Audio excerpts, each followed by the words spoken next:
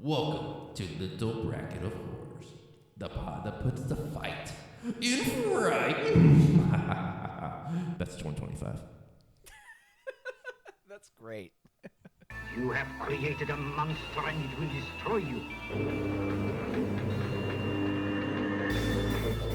It's alive!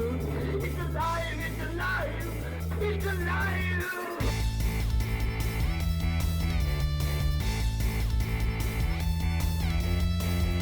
The monster has been seen in the hills terrorizing the mountainside.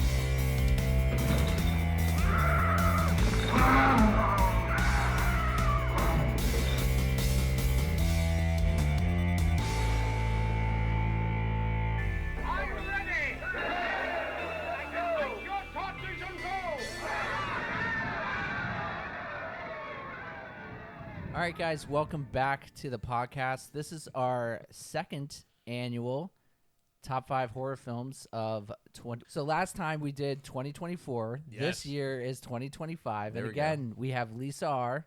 Hello. and Roger R. Hello. And we're back again. We wanted to do this again.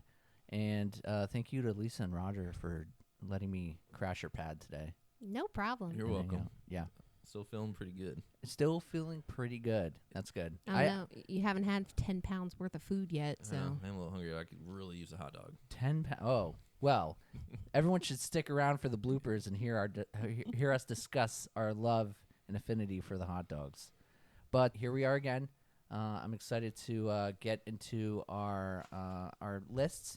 But before we do that, I want to give the format of how the show goes so everyone knows and can follow along. But first segment's going to be 2025 horror stats, and I'll just go over some theatrical release stats for 2025, and then we'll move on into our top 5 roundtable discussion. And we are going to be spoiler-free for these movies because they just came out this year, and we don't want to ruin them for anybody. And we'll start at 5. We'll go around the table, and then we'll work our way to 1, and we'll each take a turn. And if we want to discuss a film, feel free to.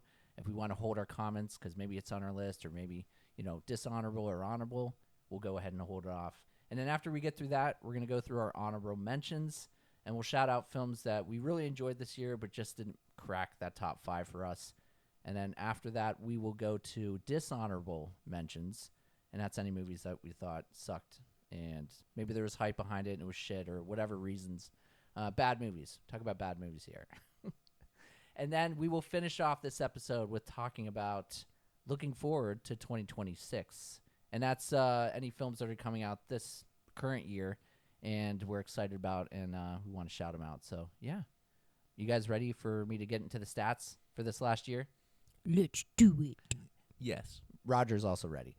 Not So as last year we had fun with this part. I threw it out to you guys as like questions, see if you could guess the things. So my first question is, what do you think horror grossed in 2026? Buzz. You have to Yes, say it in so- form of a question. So according to numbers.com, there were 63 theatrical horror releases this year domestically. Buzz. Roger. Yes. By the way, this is not like you're both going to give me your answer and then I'll tell you who wins, all right? Well, then why do we have buzzers? You're the one that brought it. I didn't tell you to Out buzz. of your mouth, by the way. There's no actual buzzer. Yeah, you brought your mouth to this, all right? Fine, they ruin the illusion for the listener, Lisa. My bad. Jeez. I'm pretty sure they could have picked that up, but okay. I'm like the black guy from Police Academy, all right? You can't tell that if it's real what's that or guy's not. name? I keep wanting to say Carl Winslow, but that was the guy from Family Matters. Family Matters. Who also a cop. But Roger, what's your guess? I'm gonna go with 1.2 billion. 1.2 billion. Lisa. $1. No, I'm just kidding. It's like the Price, Price is is Right. What is 1.2 billion? I'm going to go with 1 billion. 1 billion. Yeah. Roger, closest. It was 1.3 billion. You're a whore. Yeah. Don't dance. Sleeping around with strangers and guessing the gross for horror films in 2025. But yeah, 64, whatever I said, 63. So it's a good year. Yeah. It's a lot of movies that came out in 12 months. Next question. What do you think the highest grossing film of the year was? I got it first. Lisa? Probably 28. No, wait. I'm going to say 28 years later. 28 years later. Because it was so anticipated, probably. Yes. Sinners. That would be my second. And Roger is the winner. You're a cheating bitch. So Sinners raked in $279 million, and that was 24 million tickets sold at the theaters. So Sinners killed it. People like year. that Michael B. Jordan. 28 years later, let's look on the list. 28 years later was 1, 2, 3, 4, 5. Was 7th on the list. That's shocking. And they brought in 70 million. I mean, is number 2 Final Destination? No. Damn. Do you want to know number 2? Weapons? No. Weapons is number 3. Okay. What's 2? Number 2 is The Conjuring Last Rites. Oh, they did do pretty well. I will guarantee, since they said that was the last movie, they're gonna make another one because it. Oh did yes, so well. because it did really fucking. I good. mean, 28 years is in top 10, but I figured it would be further, like closer to 1 because everybody was waiting for that. Yeah, there was major hype behind 28 years later. So that's I think that's a pretty educated guess. They released it in February, I think. Was it February? Yeah, it was early Was in the year. it? Early. It was really It early was in the year. early. Yeah. So I think it was just that when they released to kind of. It's Well, not really. Sinners was early in the year too, Sinners wasn't it? was real. Let me see if they have the Sinners, release Companion, dates. they were all like They a don't lot have of the those. release dates. They were Sorry. pretty early in the year. Yeah.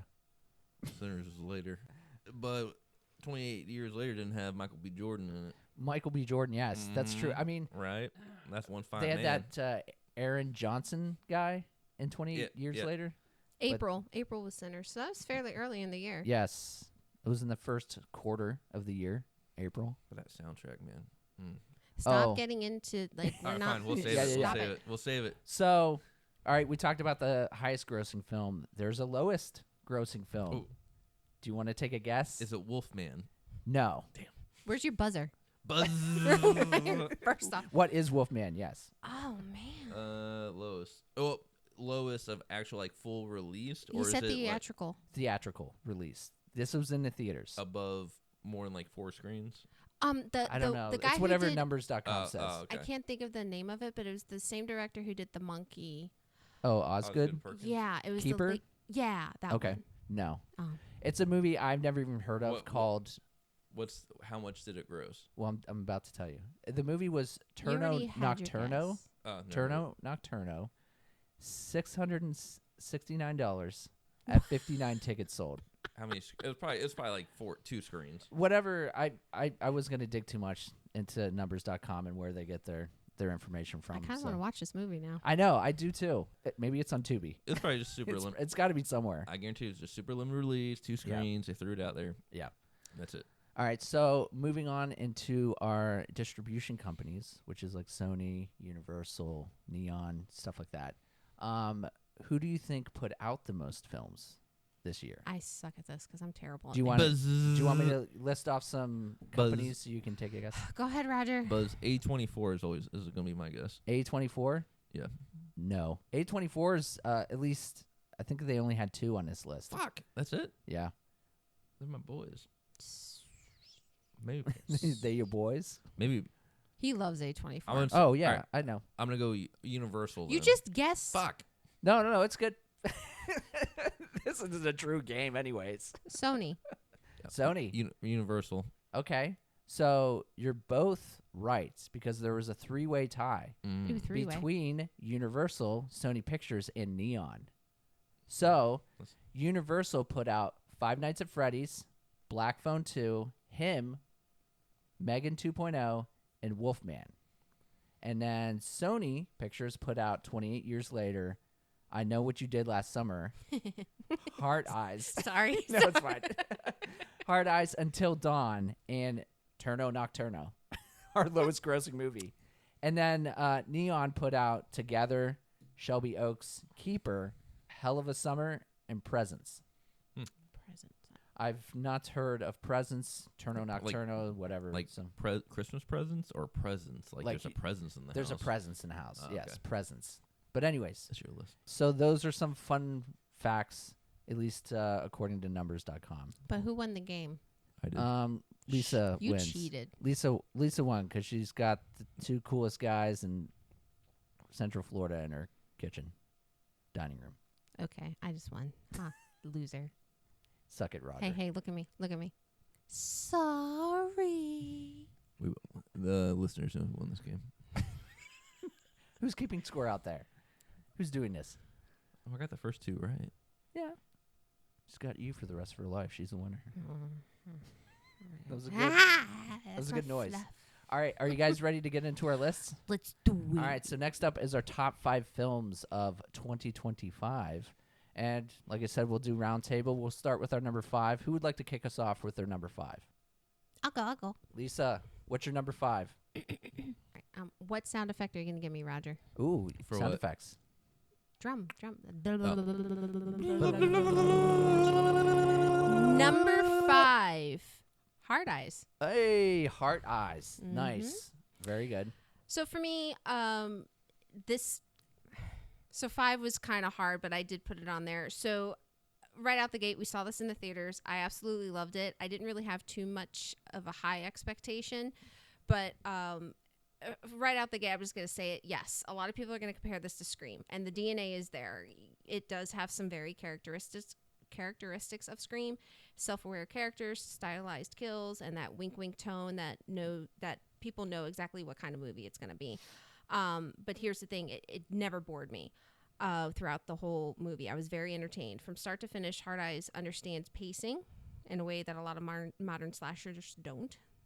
There's always something happening. Tension, chaos, pure absurdity. I can speak.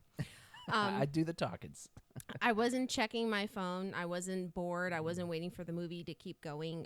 I wasn't waiting for it to end. I was locked in. There's also the humor. I really appreciated the humor throughout it. Yeah. There were scenes where I was just nonstop laughing. So was Roger right next to me, which is rare in horror. There's one line in particular that I use, and it's my basement is flooded. So every time I get excited, I'm like, oh, my basement's flooded. If you know, you know. And then also, like, there's this one scene in the apartment with the sex toy that I just lose my shit. It's freaking hilarious. Yeah, it's funny. Yeah, were there things that were dumb? Were there things unexpected? Were there things that just don't make sense? Absolutely. But at the end of the day, as my husband loves to point out, when I use logic in movies and television show, it's a movie. Specifically, it's a horror movie, so not everything's going to make sense. But at the end of the day, you know, it's quotable, it's laughable, it's entertaining. It kept me intrigued. So that's why it earned the number 5 spot. Awesome. Roger, was there anything you wanted to say on Hard Eyes? I liked Hard Eyes. I had fun with it. Yeah. It's a good time. It's Tim actually Taylor. So Hard Eyes did not make my list, but it did make my honorable mentions. And I put it in the bag for the podcast, and it landed on the wheel this year, but we just didn't get a chance to cover it. I guess the wheel had other plans. We got Brain Damage coming up soon. Deathgasm and Psycho Gorman. But yeah, well, I put it on the wheel because I thought it was a good slasher, a good modern slasher. It did, like you said, it definitely is in the same avenue of slashers with Scream. My expectations were low because I was expecting it to be kind of schlocky, and there was a lot of heart to it. There's a lot of heart to it. But yeah, I enjoyed Hard Eyes too. So yeah, nice. Roger, what's your 5th movie on your list? Number 5. Number 5. Fake drum roll, please. Number 5 is Good Boy. Good Boy. Let's hear it. I just watched this yesterday. Oh, okay. Because I wanted to watch before we did this. Yeah. Because I've been it's on my must-see list for the year. Also, too, in fairness, because I know I'm trying to make this spoiler free. My anxiety would not let me watch this movie. Okay. And I was like, please watch it when I'm not in the house. So that's why he waited so long, and I had a hair appointment. So go ahead. Sorry. For the animal lover, it's safe to watch. The dog's never really in any real peril, but there's peril that goes around him, and that's the whole point of the movie. It takes place from the dog's perspective, which is cool, third-person view. After the movie is over, because I was just letting it simmer for a bit, Lisa says some things to me about what interpretation other people said, and I thought about it, and I agree with it that if you go in that interpretation, it heightens the movie even more. It's one of the ones you can think about after it's over. Yes. But you fall in love with the dog in the first 5 minutes. Indy. Yeah. Dog of the year. And but it's really good. It's quick. It's only an hour and 13 minutes long, I think. 73 minutes. It's just at an hour. It's pretty quick. It's like 113, I think it is. And it goes by in a flash. But you're just with that dog the damn time. Just make sure the dog's okay. Yeah. But it's fine. Has it's pretty solid straight through. Director spent over 4 years directing it, making it, and it's pretty good. I highly recommend it. Nice. Number 5. I will hold my comments on Good Boy. Did you want to say anything else about Good Boy before we move on? Yeah. To the point, because you asked if I watched it. I know what happens. Again, I'm keeping it spoiler free. And the reason why my anxiety couldn't, because Roger said you fall in love with the dog, and I love my dogs, and as an animal lover, and the reason why my anxiety couldn't is I know that stuff happens around the dog, and I would want to go through the screen and protect the dog, and I would probably become very unlogically emotionally attached to this thing, and it just wouldn't be a good movie experience for me. I would not enjoy it, so that's why I was like, I can't watch it. It's carrying way too much Correct. emotional.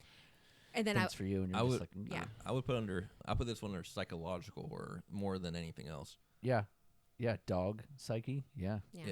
I agree. I will hold my comments on Good Boy, and I'll go into my 5th. And my 5th is wait. Thank you for the drums. My number 5 is Sinners. Ooh. I don't think anyone can be surprised that this film is the highest grossing film of 2025. The cast is insane. Michael B. Jordan pulling double duty as Smoke and Stack was fucking awesome. I'm not a big fan of Haley Steinfeld. I think that's how you say her name. But I thought her performance was very powerful. Her character, Mary, was definitely my favorite in the film. She had that line to Stack where she talked about sticking his tongue in her coos. It was movie gold. And, I think people will be quoting it for a long time. Do you want to reenact the scene? I can go to IMDb and get the conversation. But yeah, it was hilarious. But on a serious note with this film, I think what it says about racism, specifically Black Americans, about the history of it in this country and how the devil you know is better than the devil you don't, can be very poignant. And we as a country should sit down, shut the fuck up, and listen to those who come from oppressed communities and maybe learn something from what they have to say. And especially now when our government is so deliberately pitting us against each other and trying to whitewash history. I think it was like a month ago or something, J.D. Vance said white people can finally stop apologizing for being white. It's like, shut the fuck up, you scumbag leech. Like, you are talking to people who think they're victims, white people who think they're victims in this country, and it pisses me off that they are thinking that they can come out and say, we don't have to apologize for being white. It's like, shut up. I don't think we ever had to apologize. You are gaslighting the rest of the country. The rest of the communities in this country are being gaslit. Anyways, it got me fired up. But I love when Derek is fired up. Sinners is a fucking awesome movie, and it's my number 5. I will agree with that. I'm going to withhold my comments, but I love it. I will agree. It's a solid movie for 2025. I got the soundtrack. Oh, you do have the soundtrack? Yeah, the vinyl soundtrack. Vinyl. Jam. And it rules. It does. I like the music in it. That was another layer of it too, but I'm going to pull comments. The music was fantastic. The whole vampire stuff was awesome. Yeah. That's my number 5. Are we moving on to 4? Those were good 5s. Yes. Yeah. Strong 5s. Yep. Ready to move on to 4? Yes. All right, Lisa, take it away again with the drum roll. Roger, drum roll. Wow. Motorboating. All right, this drum. That was a weird drum roll. This drum roll went south. Very much. Of the if Mason you get what Derek means. Oh, drum roaming. Ian listens. You were roaming. Hey, Ian listens to this. Okay. Number 4 for Lisa was weapons. Weapons. Nice. So I'm going to say this up front. A lot of people, I saw the debate. I've talked to people that I've known. A lot of people are going to say this is not traditional horror movie. And yeah, I do agree. It's not traditional horror. This isn't your standard jump scare, blood-soaked experience. This is more of a slower, quieter psychological horror, I would say. It's about unease, dread, and the lingering feeling that something is deeply wrong. And that's what worked for me. Yeah. One of the biggest strengths and one of the things I was really attracted to with Weapons is I liked how the story was told. It just wasn't told linear. It was doing the jumps, and that just got me in. And I love when stories are told that way. I loved how the information was revealed little by little, what you learn early and what's held back, and then everything just finally comes together and clicks. It was very intentional storytelling, and I appreciate that. It doesn't rush you. It doesn't hold your hand at the same time either. And the structure just kept you engaged. I was never bored. In fact, we saw it in the theaters, and the entire time I was just glued to watching it. I felt there was constant tension underneath everything. When I walked out of the theater, I personally kept talking about it and thinking about it and questioning. I kept going back and questioning a lot of stuff throughout the movie.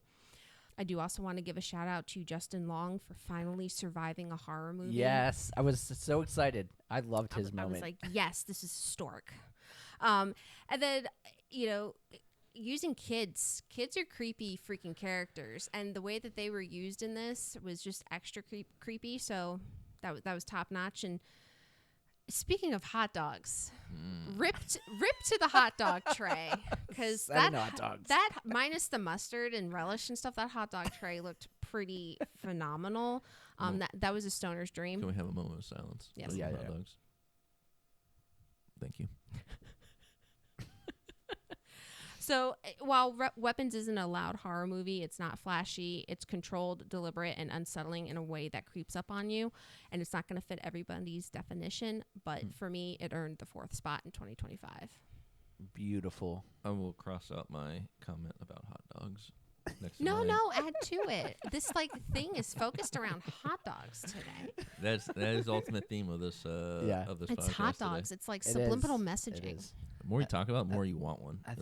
I think Destiny is calling to us. And let's go to Sonic's, guys. And Destiny's name is Ballpark. Roger, did you have anything you want to say on Weapons or hold your comments? I will withhold because I might be on my list somewhere. Okay. I will also withhold your comments. I'm interested to see at the end how many is going to overlap in our positioning. I was thinking, when I was looking at how to do this, I was thinking of having it, because a couple of other podcasts have done it, where if someone has it higher up the list, they'll say, hey, let's hold off on that, and they'll wait. I wanted us each to get our say of the film and not and have our moment with it. So I figured we would just be we'll hold our comments until we get our turn. So, all right, Roger, what's your 4th? Number 4 is Final Destination Bloodlines. All right. Roger, go ahead. Don't let her yuck your yum. I loved the new Final Destination movie. So much so, I even consider it the best one in the whole series, dethroning the first movie. I know, it's a hot take.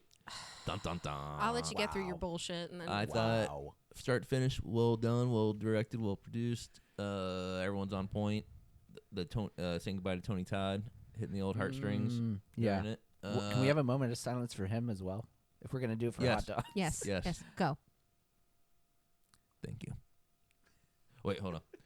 Thank you. You're my sweet. R.I.P. Tony Todd.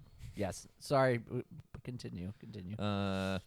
But the kills were good. It was a lot of fun. Went by pretty quick. Never bored. Did you guys see this in the theater? Yeah. We saw it in theaters. Okay. And I thought the story was really good. Linking it up to the other Final Destination movies. They're doing another one, so hopefully they keep playing on this and try to connect them.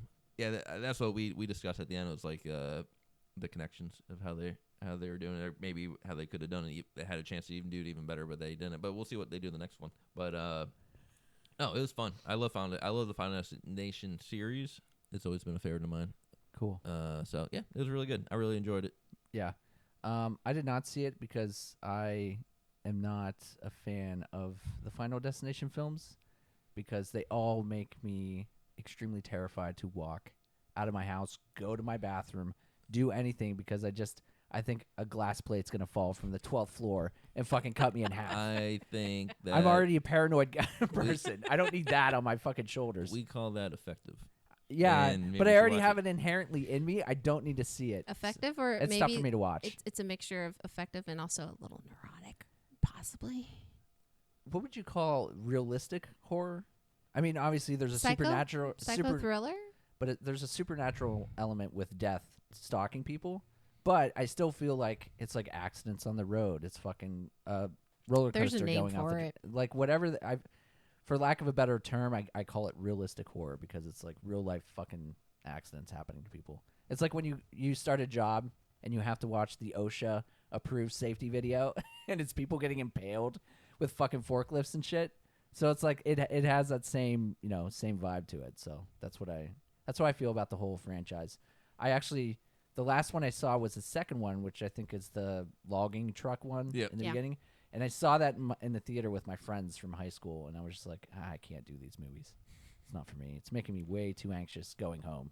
So I guess those are my comments on the Bloodline movie, even though I didn't watch it. So I have it. I have the 4K Blu-ray over there, Derek. Good news. I have a 4K TV now. Holy and shit! I have a PlayStation 5, so I can play 4K. What? I know. I should borrow a couple movies. No lie.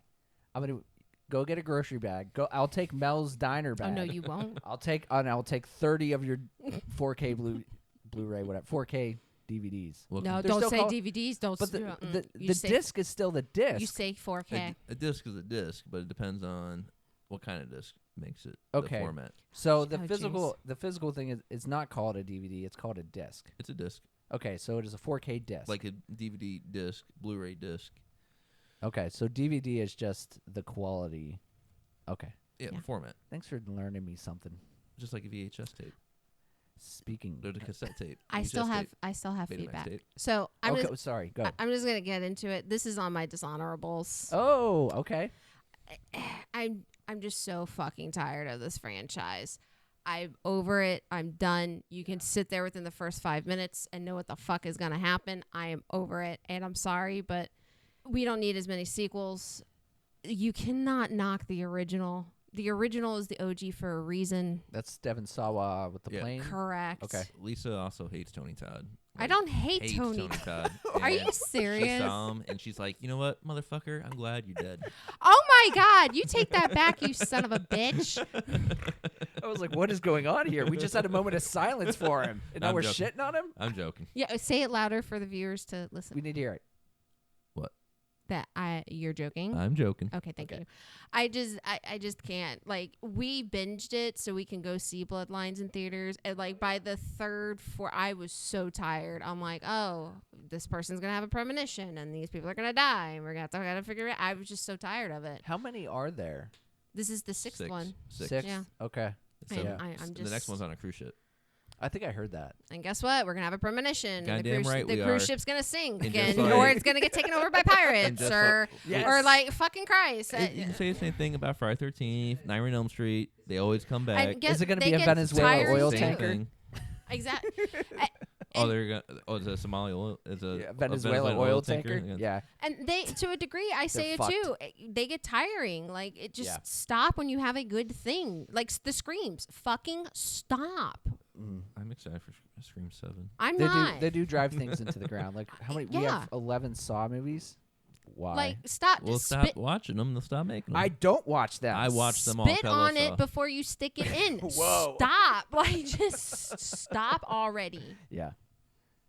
All right. Everyone cool? Well, I like Final Destination Bloodline, so Okay. To knock the original off, though?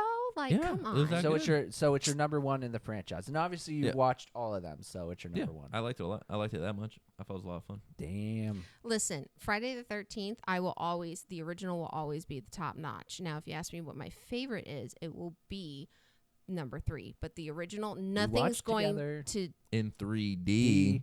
I'm just saying, the It's- original, it's OG for a reason. Yeah. Fucking fantastic script. The original Friday the 13th. The old switcheroo on you. But viewers, or listeners, now you know one of my dishonorables. Yeah. Whoa. It was a hot dog from the other day. You don't want want to know what went on in our hiking trip. Was it a lot of hot dogs? In the Shenandoah?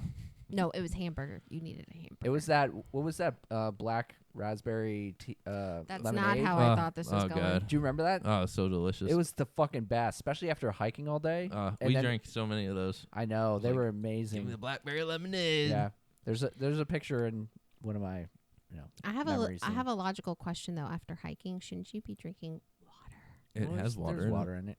Oh, my. And Derek tried. And here's the thing. There is a ton of water drinking during the hike. Oh, okay. Everyone's got water, bladders, cups, glasses, vases of water. Everyone's Vases? got You guys just bring vases. I'm sorry, vases. No, I say vases. We just bring vases of water. Not as much cum goes. Buckets. Not a lot of cum goes. That's not going to replenish those electrolytes. That's let me post tell hike. you. That's post hike. No, yeah. Anyways. That's a dessert. But you did have the best hamburger you ever had. It'll make you sleepy and want At to take the- a at nap the lodge. afterwards. That's a good You question. had the lodge hamburger. Hamburgers or hot dogs? Hamburgers. Really? Well, yeah. Derek gets a hamburger every time we go anywhere with Derek. It's can I get the cheeseburger? Well, Derek, what are you gonna get? It's a patty melt, Can I get first the- off. Well, if they have the patty melt, Can I get it is the patty Can I melt. get the burger? But yeah, if I it's not, I'll go classic typically. But I will. What was it? Red Robin had like a aioli sauce on one. It was fucking awesome. I was like, ooh. Do you get the fries? Little kick to it. Do you get the fries or the salad? I get the fries. I get the salad. Oh, all right. I eat the shit out of that salad. Are we ready to move on to our number 4? 3. No, I still have to do my 4. Oh, my God. Yeah. Yeah. Again, we're not stoned. This is just our normal Yeah, banter, guys. Okay. Exactly. All right, drum roll. Yes. I like all those noises. All right. My number 4 is VHS Halloween. Yeah. Nice. Boom. So I am not a huge fan of the VHS franchise. In fact, other than the first one, this is the only other one I like. My expectations going into watching this were fucking low. With this being an anthology style, I just wanted to speak on each segment quickly. But our frame, I guess they call it a frame narrative, but I also call it the anchor, which is a section in the VHS movies that we keep coming back to. Yeah. And it was called Diet Phantasma. And it was fun watching this taste testing and how this new drink was affecting each person differently. I do wish, though, that with this segment, it was tied into the rest of the segments, like how we got with the original one, the original VHS. But ultimately, I wasn't too bothered because I really did enjoy those parts and going back to them. So not too big of a mark against it. Our first segment was Coochie Coochie Coo, which was gross. And I loved it. You just had the two girls being trapped in that weird house with like the malevolent mommy character. It reminded me of Barbarian when I watched Yes. it. That's why I think is Barbarian. Exactly. 'Cause of the milk. Well, without going too deep, I will say, as a huge fan of milk, this film has me looking differently about what, in my opinion, is the nectar of the gods or moms. What do you like most about milk, Derek? The way it tastes. Chocolate? So wait, I will fuck with some chocolate milk. you Let's like go. will literally be like, I need a glass of milk. Dude, and you don't know straight how up gross drink- I am about milk. I should have drank this on hot. When I was a kid, I might have Anchorman. I probably have some sort of deficiency in me, but when I was a kid, I would be outside playing, whatever, and I craved a tall, cold glass of milk, chug it, run back outside, and start gosh. playing again. I love the milk. It's funny, with my golf trip that I just got back from, I found a brother in arms with milk. My buddy Jeff, he got a thing of chocolate milk, and I was like, let's go, buddy. And we just started talking. We were chopping it up about milk. 2 40-plus-year-old dudes talking about milk. It I does just- do a body good. I It learned does. something new about Derek. Yeah, I fucks with the milk. Milk and stained glass. So Coochie Coochie Coo was great. Moving on to the next section. I'm probably fucking up the way this is pronounced, but it was Ut Supra Sic and Fra, and it was the Spanish-speaking one. And to me, it was the most interesting story of all the short segments. And I would have loved for it to be like a full feature, because I feel like the darkness and the magic of that abandoned mansion is begging to be expanded on.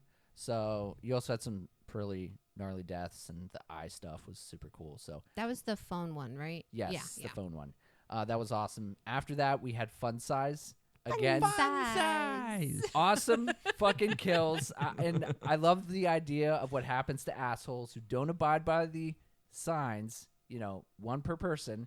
So don't be a greedy fuck, and you won't get chopped up and made into weird candy that no one really wants. So Fun Size was fun. The next one was Kid Print. Mm-hmm. Ugh. That was the toughest one to watch, and anytime you have abuse and violence against children in your story, it's gonna be a heavy movie or a heavy moment to watch. But with that said, I think they did a fantastic job staying just within the lines of acceptableness when it comes to what they did and didn't show us. So good job to Alex Ross Perry, who was the writer-director of that section, for pushing the barrier but keeping it from feeling exploitative.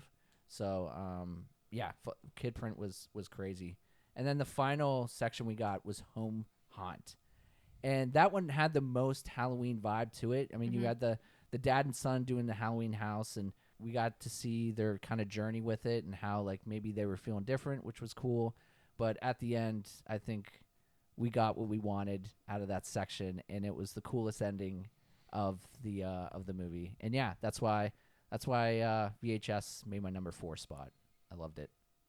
Do you guys want to hold your comments? Say anything? It made my honorable mention. Okay. I liked it a lot. I watched it before I showed Lisa because she was not a fan of VHS. Because I made her watch VHS Beyond and VHS. Shit. 19, Viral. Agreed. Shit. Yeah, viral. Yeah. And I was like, all right, let me watch this. Let me just watch it first and see how it is because I don't want to make her sit through it. Then I watched it. I was like, holy shit, this is really, really good. Especially that last segment. Yes, perfect. It destroyed. I was like, oh man, I wish it was like this was the whole movie. Oh yeah, and it has a nice camo from Rick Baker, the master. That's himself. right. Yep. That's right. Yep. He was standing in line. Yep. And that was funny because he was like dissecting it a little bit and calling it and shit. making fun of the guy too. Yeah. Yeah, it was great. So I showed Lisa, and she ended up liking it a lot. It was nice. It was a nice change. I hope that I was hoping they would do this every year now, like do a Halloween Pacific VHS. Movie. Let's awesome. make holiday. it. Let's make it an annual Halloween anthology. Yeah. I'd be all about that, and I'd be ready to watch them. I'll go to the fucking theater if it's in the theater. Mm-hmm. Yeah, I agree. Yeah, if you haven't watched it, I highly. You don't even have to wait till next Halloween. Just pop that bitch on right now. Yeah, for those of us who love the genre and love Halloween, it's Halloween all year round. So go for it. Yeah. In this house, it is definitely. Yeah, if you walk in our house. I'm going to withhold my comments. I love it. All right, let's go to our number 3, bronze, as we called it last year. Yep, in third place. Third place. Let's do the drum roll, Roger, for Lisa. I wanted to leave alone. In third place. Third place. Bronze medal. VHS Halloween. Boom. Let's keep loving on it. Let's go. So I'll be honest, Roger's correct right out the gate. I've been very disappointed in the VHS movies ever since the original. Love the original, and then it's just been shit ever since. The first film set the bar so high that everything after it just felt scattered, uneven, or like it just didn't quite understand what made the series work in the first place. But this one was just fantastic. What really surprised me is that I loved almost every segment, and in an anthology, that's rare because you're going to have the ones that you just absolutely hate. But I mean, I could live without the first one. I was just disgusted by it. I don't. I don't love milk as much as you do. Oh boy. But once now you know. Once the movie gets going, you really get into it. The momentum builds, the ideas get bolder, and the horror stops playing nice. The very last segment, the one with the haunted house coming to life, was hands down my favorite. That segment alone earns this movie its ranking in my book. You are making a lot of background noise. You are a child. I'm thirsty. Did you get milk? No. You should have. Do you have milk? Almond milk. Oh, fucking what? Are you allergic? No, I can't talk shit because Ian's allergic. And it's healthier for you. Soy. Okay. I'm just going to wait. The very last segment, the one when the haunted house is coming to life, was hands down my favorite. The segment alone earns the movie its ranking. It's perfectly taps into the feeling of Halloween night where everything feels possible, dangerous, and just a little unhinged. I generally felt like I was thrown back into the 90s watching this. The vibe, the chaos, it was just pure nostalgia in the best way. And that's something this movie absolutely nails, is the nostalgic found footage feel. The grain, the glitches, the chaos. It's just very intentional, not gimmicky, and just the remembrance of the old VHS feels. It also doesn't hold back, and I mean that. Even during the kidnapping of the kids, they push that boundary, and I was like, but by the end, even when the credits were rolling, I wasn't nitpicking it at all. I had nothing negative to say, and I was just like, finally, the franchise found the spine again. Yes. That's why this is my number 3 in 2025. And last note, fun size. Dude, that kill where the lady's face explodes and it's just candy coming out, that was so fucking awesome. I was like, oh, wee. I kept saying that for about a week afterwards. I was like, fun size. Yeah. I loved that one. It was so great. Yeah. Roger. Number ready 3. For number 3. Drum roll.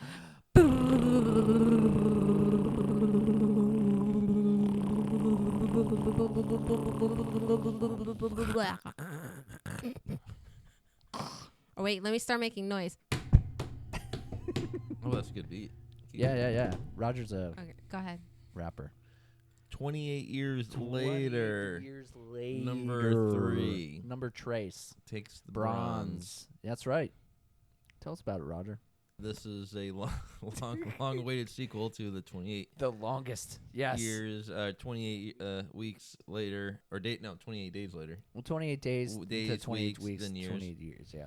So it's not what I was expecting, because I think that was the big knock-on for a lot of people. 'Cause a lot of people were expecting like all-out zombie fest and like a lot of, kills, and that, but it wasn't. It was actually more of a character build about these people that live in a world of the infected, where the infected were more just kind of like a side thing. We're there, but the story was good, hit the heartstrings for me, and I'm looking forward to the next one that comes out this year, The Bone Temple. Yeah. I saw the I guess the trailer for it. It looks cool. Mm-hmm. Nice. And it highly recommended. It's a nice film. Nice film. They're all A nice one. nice film. But I would go put ahead. it up there with Good Boy and how I interpret the movie.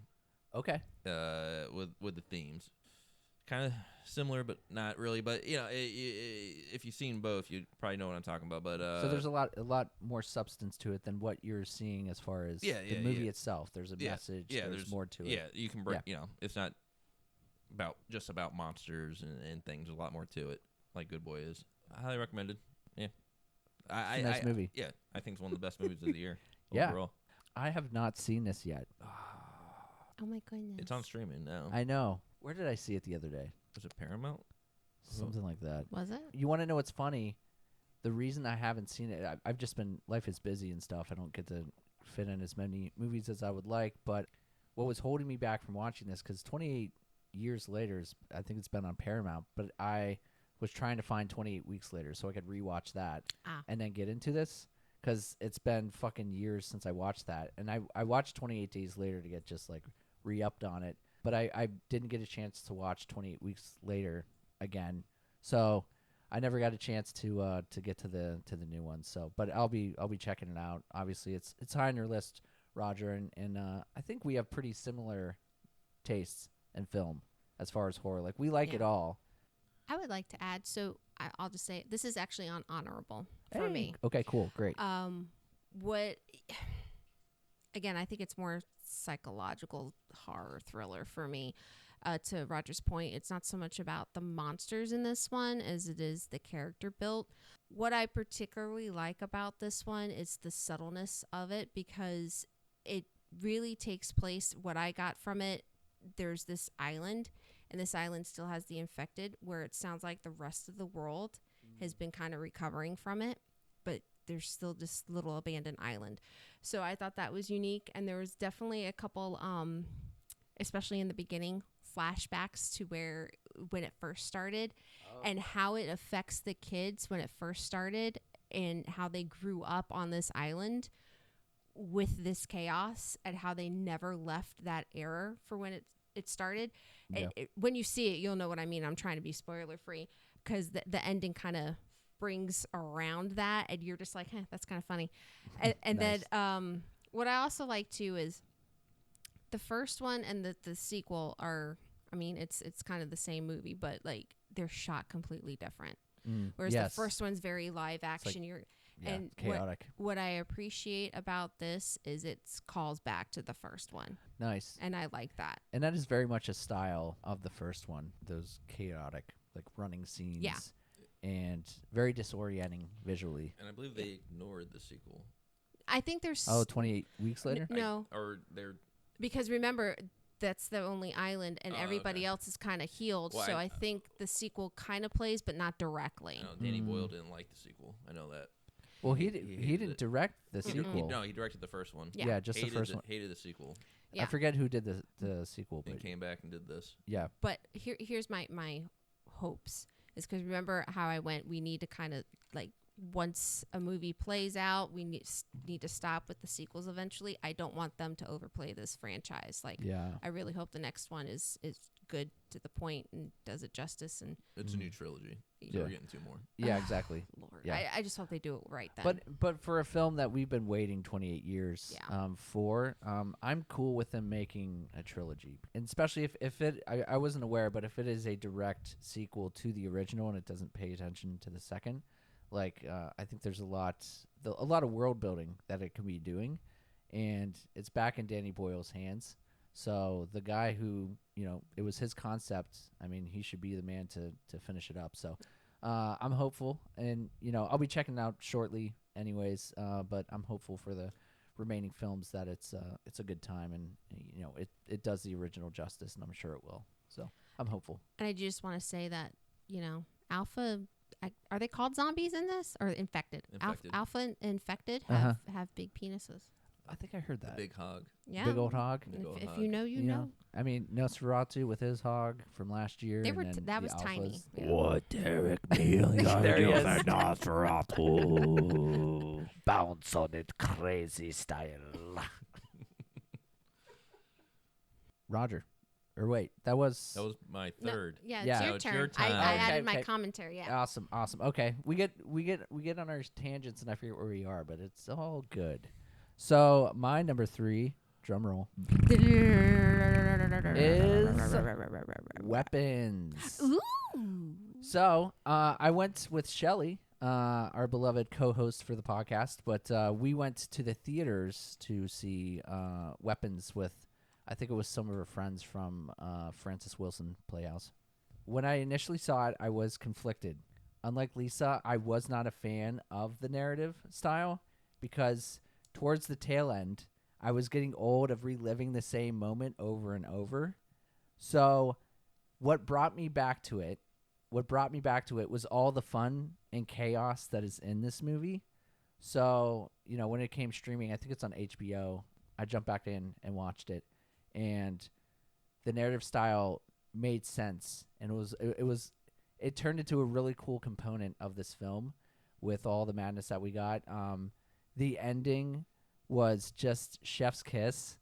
It was just brutal, and I won't go into any kind of detail about it, but it definitely, I had an itch, and it got scratched with the end.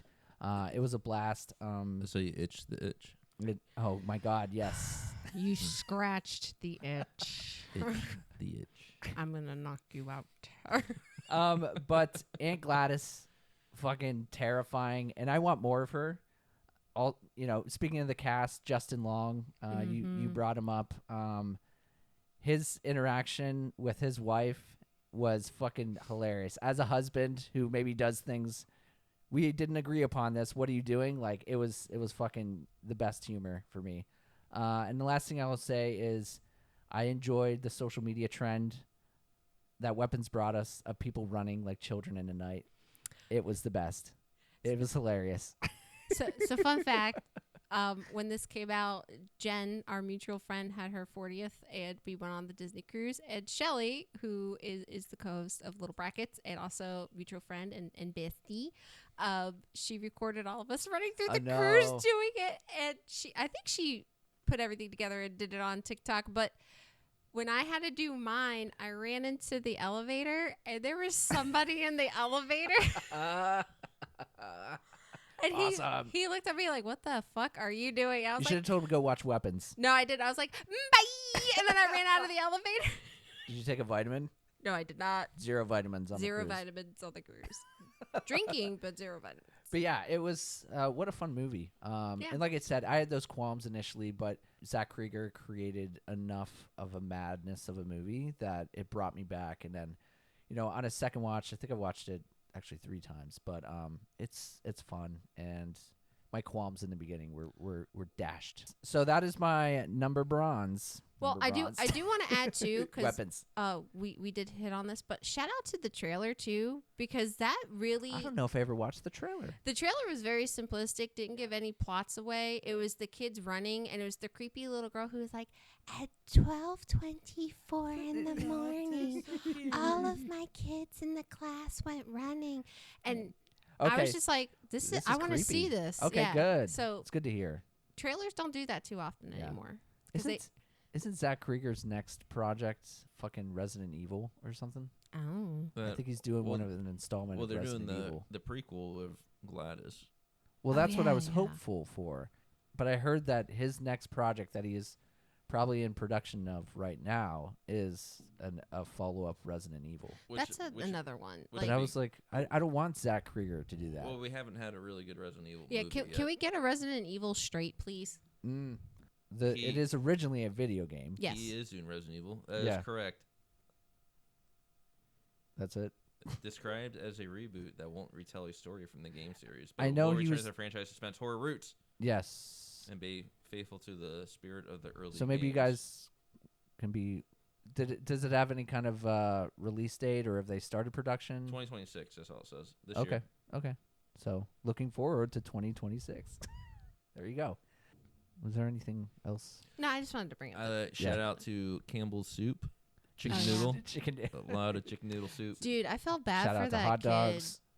I would have preferred a clam chowder. Oh Personally, God, personally, no. 'cause I Oh my god. I like me a chunky clam chowder from No, Campbell's. because let's talk about this, because that poor kid had to feed, and then also, like, can you imagine cleaning up the poop? He 'Cause was caretaking. Well, Yeah. they don't really He talk turned about into a caretaker. shit or piss. But let's think logically. They're still Spoiler alert. functioning. Shit or But piss. how many movies you watch where they're like, oh god, before we save the world, I gotta go take a shit or piss. Yeah. But Never. let's. But I always wonder about that. I was like, Yeah. like when Tom Cruise Mission Impossible movies, when he was just constantly running. It's like, when did he take a break to eat, Yeah. poop, and pee? I'm sure they do it behind the scenes, but The let's same. just I wouldn't want to clean You up. want to watch that? You want to watch Tom Cruise squatting in a bathroom? But Guys, I gotta no, take a but no, shit. seriously, Hold think on. about it. Like, this poor kid has to do this. There's no substance, so that poop has to be so liquidy. Oh yeah. Well, their she diets are terrible. Well, Exactly. The spell might maybe where they don't have to use the bathroom. It very well could, but what if they did? That poor kid, man. And we gotta ask Aunt Gladys how this works. They all had pants. How do you do this? They all had pants on. You're just What's your they're point? just hovering over buckets to collect their Well, they weren't. They waste. does he remove their pants and let them poop and pee? Possibly. You'll have to ask Zach Krieger. These are the things I think about when I'm watching a movie, by the way. I'm like, His email is zachkrieger@weaponsquestions.com. What soup would you have liked to have been fed? What flavor? Chicken noodle soup. Chicken noodle. I'm a pretty boring person when it comes to soups. I don't give a shit about soups. We I never have- eat soups. We have a new at work. We have a new Asian Thai chicken Thai soup. Yeah. That's one of the best I ever had. It's so freaking good. That's cool. But in the movie, I would take chicken noodle. Wait, not chicken noodle. Sorry, clam chowder. look. Edit. Take 2. Clam chow. Okay. What about you, Lisa? What would you be your super choice? So I'm picky when it comes to it.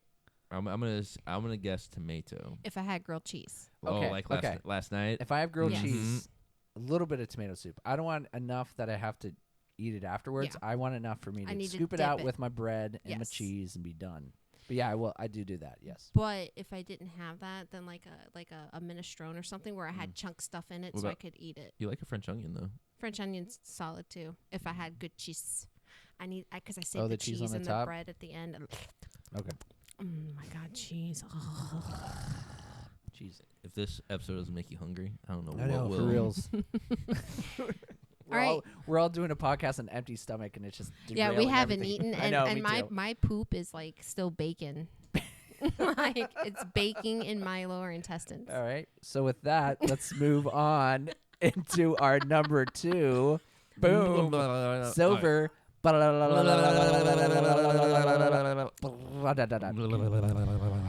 your number 2?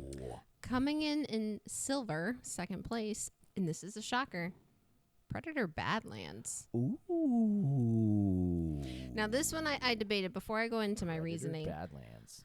I did hear fantastic things about it this. was a good movie. It was a very solid movie. But and you're gonna hear this in my dishonorables a lot too. A lot of people will deem it, is it a horror movie? Is it more sci-fi? Is this a sci-fi horror? Is it monster? So that's why I had a hard time. But overall, I really liked this movie. So that's why I just placed it in 2. Yeah. So I'm just going to be clear from the start. I hate the Predator movies. Ooh, I do not like the series. Damn. It's not because they're bad. I just never vibe with them. They've just never been my thing. I don't connect with them. I don't care all that much about them. And yes, I have seen every single one of them across the board. Have you seen the Predators vs. Aliens? Yes, too? that was horrible. Those movies suck. Fun. And I've even gone through the haunted house in Halloween Horror Nights. Oh yeah. Okay. So Prey was the first Predator movie that I actually really liked, and this is the second one. What really works here and how entertaining it was, and again, we saw this in the theater, and in fact, I think we saw it the morning of we did a podcast recording with you later that afternoon. Oh yeah, I remember that. We talked about We it. did. We discussed. The movie moves. I saw the runtime beforehand, and Roger could tell you I'm very picky with runtimes, and I was like dreading it. I was like, oh man, but you know, when the movie ended, my first thought was, oh shit, it didn't feel like that runtime at all. And that's a huge compliment. The pacing is tight and confident. The storytelling is where the movie really shines. The writer gives us a clear character arc. You watch the Predator evolve, adapt, and grow over the course of the film. But here's the key. It never damages the predator's mystique or reputation, which I thoroughly love. Yeah. The mystery stays intact. The character development adds depth without softening or over-explaining what makes the Predator terrifying in the first place. That balance is incredibly hard to pull off, and I think the movie nails it. Beautiful. You're giving enough to understand the motivation and stakes, but never so much that the Predator never stops feeling like the apex hunter. Okay. So by the end, you don't see him as weaker or overhumanized. You see him as earned, and somehow without breaking the character, and the film gets you to root for him. Genre-wise, like I said, it strikes the perfect blend of action, sci-fi, horror, and some comedy relief in here. Nothing feels out of place. The humor lands without undercutting the tension. The action feels purposeful, and the horror still carries weight. The ending is perfect for the movie that we are given. It doesn't overreach, doesn't try to focus on future setups, and just stays true to the storytelling. When I walked out of the theater, I had a clear thought. I would watch this movie again with zero hesitation. So that's why it's number 2. Beautiful. I have not seen this yet. I have not. It is really good. Yeah. Good. I'm glad to hear. Lisa likes her movies at a 90-minute, crisp 90 minutes if she had to choose. I get it. So when she says that she likes a movie that's longer than 9 minutes, that's so something. what was the runtime for? Oh God, It was like I think it was like 2 hours. 2. Yeah, somewhere around there. Yeah. I got a couple buddies at work that are huge Predator fans, and they actually, the day that it came out, Thursday or whatever, they took the day off work. They put in PTO to go watch Badlands, and they raved about it and said it was fucking amazing. So, you know, another one for me myself to make sure to put on the list so I can check that out soon. Yeah. Is it streaming somewhere right now? Yeah, it's on. It's gotta be somewhere. It's on one of them. Good answer. You're wrong. I forget who made it. It's streaming. Through Christ, everything is possible. So Christ. I saw it on the Christ made it. I saw it on the thingy. HBO. Jesus. But Jesus, HBO Christ made it. I think it's Disney. Disney owns it. Oh, So it's gonna be on. It's probably on Hulu or Disney Plus. Yeah. Okay. Because it's a Fox movie. There you go. Former Fox movie. No, I love Badlands. I would have had it on my list, but like Lee said, is it a horror movie? Is it not a horror movie? That was a huge debate. Yeah. I think Predator's evolved now towards from a horror movie in the first one with Arnold Schwarzenegger now to like, well, because now they made the Predator the central character. It's like now you're seeing it from their eyes. Okay. And you feel it's no longer like they take the monster part out of it. Now they kind of humanize them. Who was the girl in it? In this one. Was it Chloe Moretz? Was that her? No, it's the chick from Twilight, the blonde one. It's her sister. She plays a dual character. Dakota Fanning. Oh, Dakota Fanning's sister. Whatever. Yeah. Ella Fanning? Yes, That's Ella. She plays two characters, right? In the Yeah. movie? Yeah. Yeah. Yeah. It's really good. But wait, let's go back to the original Predators. Was it always a horror movie? Because I always took it as a sci-fi action thriller. Well, I think the first one, if any of them, it's gonna be more of the horror. In the second one, a little bit too, horror feel, but it's evolved down to more action than anything. How much more? Because Badlands is pure action from start to finish. Because I view the Predator as a monster, and I think monster comes from horror. So, not that it gives it an automatic horror card, but especially something like Predator that I think, especially the first film, I think it stays. Are aliens monsters too? Yes. Yeah. So but Alien. So is Independence Day a horror movie to you? Because there's aliens in it. See, this is where this genre gets so messy. We debated a few movies on the list that we watched over there. Because even... it's like sci-fi action. Megan 2.0 isn't even considered a horror movie.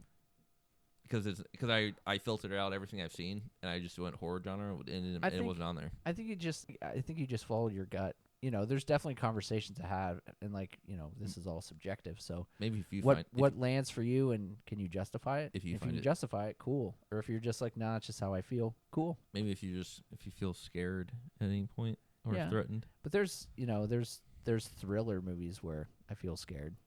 So then I'm going to put this to rest when Derek says that he doesn't find Shaun of the Dead as a horror movie. Shaun of the Dead is a horror movie. No. It's It's a comedy. It's a horror comedy. No. There's You horror. just said however it feels with you. So end the debate. I just used your words against you. So with that being said, Roger, do you have anything else to add to Derek's Predator, a bitch. Predator Badlands? I got your back, boo. So horror comedy. Comedy horror. All right, Roger, number 2 time. Drum roll. Roger.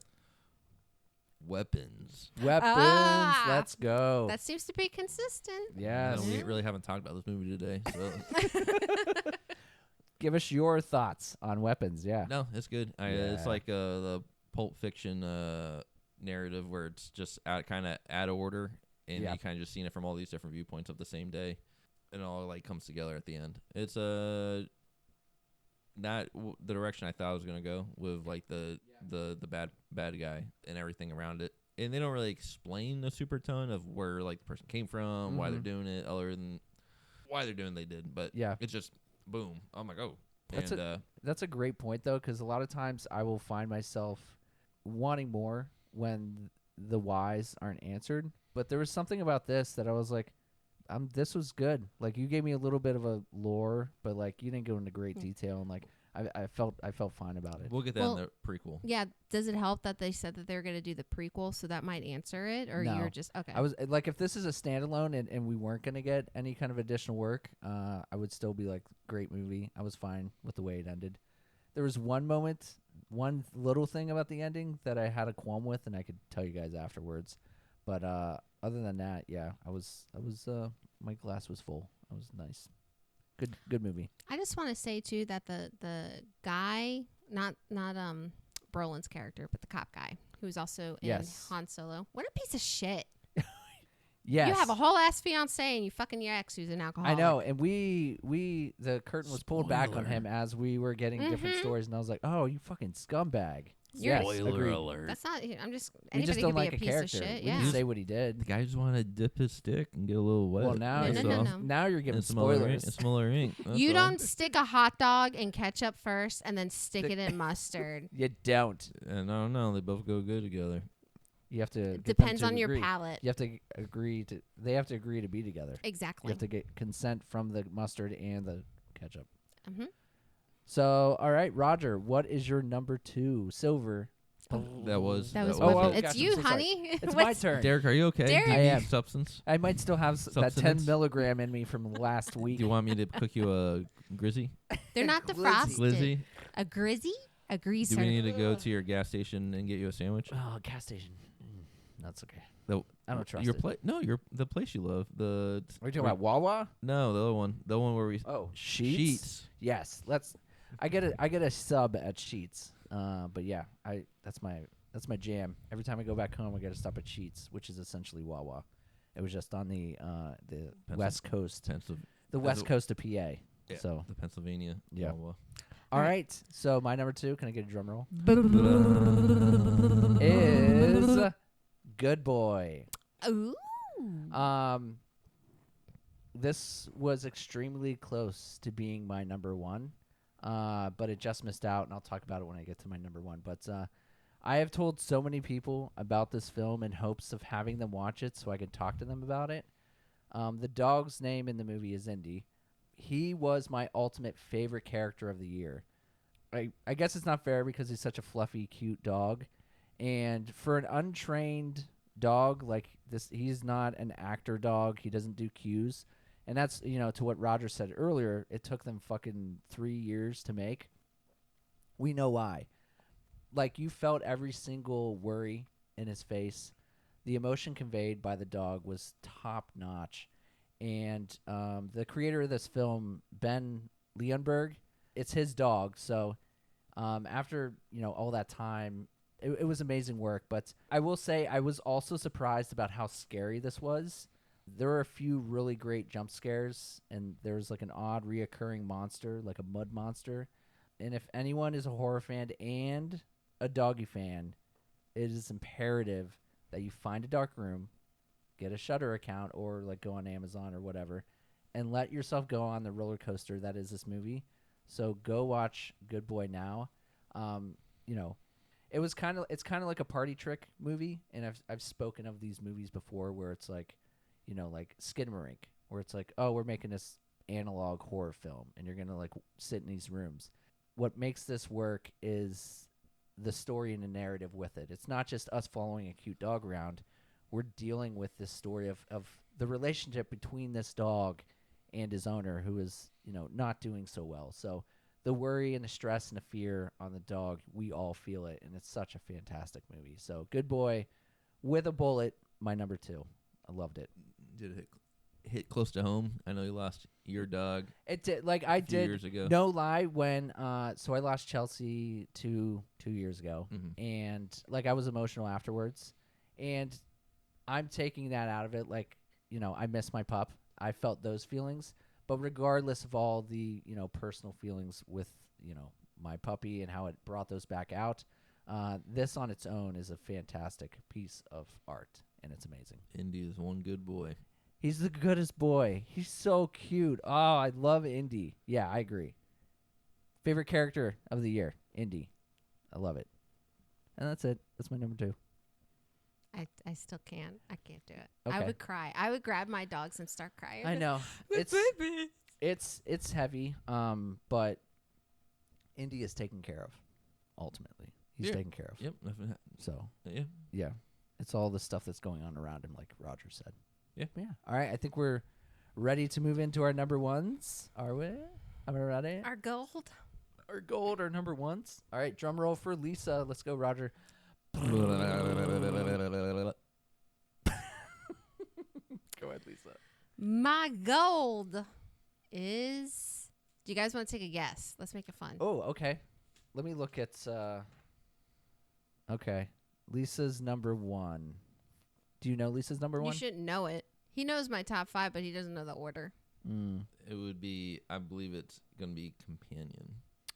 Okay, that's a good guess. I'm gonna go with. That's a terrible guess because he's wrong. Okay. Oh, fuck. I'm gonna go. Was this? You already guessed. Oh, so you're is done. Is it Sinners? Derek is correct. My number 1 is Sinners. Yes. Oh, what a fucking amazing movie. Go ahead. So again, yes, Roger, did you have something to say? Oh, it's only number 5 grade for Derek. but it's still in the top 5. Yeah, these are fine margins, to be honest. And honestly, a lot of my honorable mentions could, ask me in a month and they could be my number 2. And honestly, piggybacking off of that, a lot of ours thus far is like very much paralleling. Well, oh yeah, I did the same way because there's a couple on the honorable mentions. I wasn't sure if it was technically a horror movie or not, so I just put them on that's there. fine. Yeah. All right, so we saw this in the theaters. It was.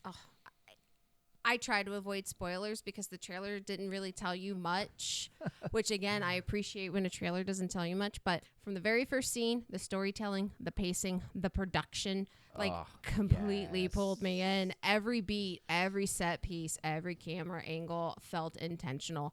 The soundtrack slaps. It elevates tension, underscores emotion, and perfectly fits the world that they built. I was just captivated the entire time. Again, didn't care about runtime. I was just set from start to finish.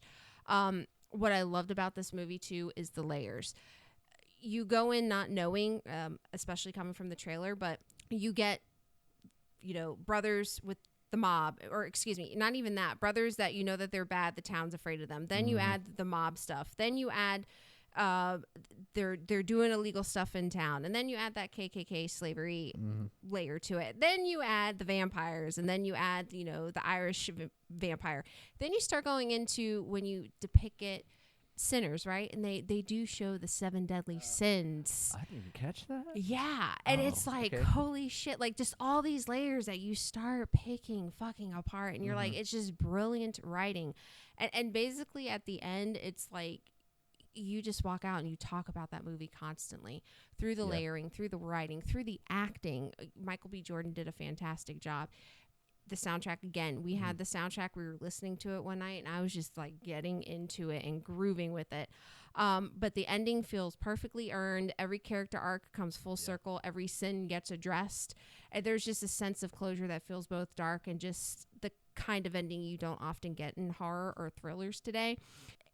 And honestly, I'm just going to say at this award season, I feel that this movie is fucking worth awards. And if they don't walk away with some type of awards, it will be bullshit. And I still feel that then horror is not welcomed in any type of award. I know. Period. The end. But yeah, that's why this is number 1. It will stay number 1. Nothing's going to top this. And if it's on in the background, it's going to be like a League of Their Own or Titanic or one of my top movies where I'm not doing anything. I'm sitting down and watching it. This is one that, Carrie's into some stuff, and I know what her threshold is. And this is one I'm like, Carrie, we need to sit down and watch this. You will love this film. So for those who maybe aren't into the scary stuff, it's just a great movie. It's not just a horror film. It's a fantastic film, period. So, yeah. And I will say, shout out to the spitting scene. Roger and I know that. We kind of looked at each other and Googled in the theater and continued on our way. If you know, you know. Only certain people will. But, yeah. Roger's looking in the air. He'll click afterwards when we come off the air. But Okay. Awesome. That is a great number 1. Roger, did you have anything you wanted to say on Sinners before? I already talked about it. I will in about 3 seconds. Ooh. When we unveil my number 1 movie. Anticipation. Roger. Drum roll it up, please. Oh, I just did. Well, we'll do it again. Together. 1, 2, 3. Also Sinners for me. That's adorable, first of all, but okay, go ahead. You both are sinners. Perfect. We are. If you only knew what this stuff we do in here. This is a sinful place. Butt stuff. Well, all right. That's never okay. No, Sinners is great. Says who? In the book, Oh, well, sodomy, not so bueno. whatever. A lot of nerve endings there. It's great. Yeah, Sinners. Party time. Sinners is great, from the music to the story to the vampires. So cool. It's essentially Dusk Till Dawn. Yeah, it is. But, it's more, but it's in the elevated. Yeah, I can see it. But double feature. Maybe? But it's in that realm because you don't know what's going on for the first half. You don't, unless you knew about it going into the movie. You don't. And then something's like bloop. Here it is. It does. That's like, good. That's a great point. It does have. You think you're watching maybe like a period piece. Yeah. And then it does take a right-hand turn. You're like, oh, very much like From Dusk Till Dawn. So yeah, very astute of you, Roger. Mm-hmm. But I was like, man, there's a lot of sweaty people in this movie, and they're having a lot of. That's what happens when you live in the South before AC. But a lot of sweaty lovemaking going on. Yeah, and I was like, real man, gross. I was like, man, that's really but nice. That'd be really sweaty. Yeah, real gross, but nice. But moments. I guess back then you just get it, spit on that thing. That's right, buddy. And put it in there. So now it clicked. No, that's not it. Okay, but.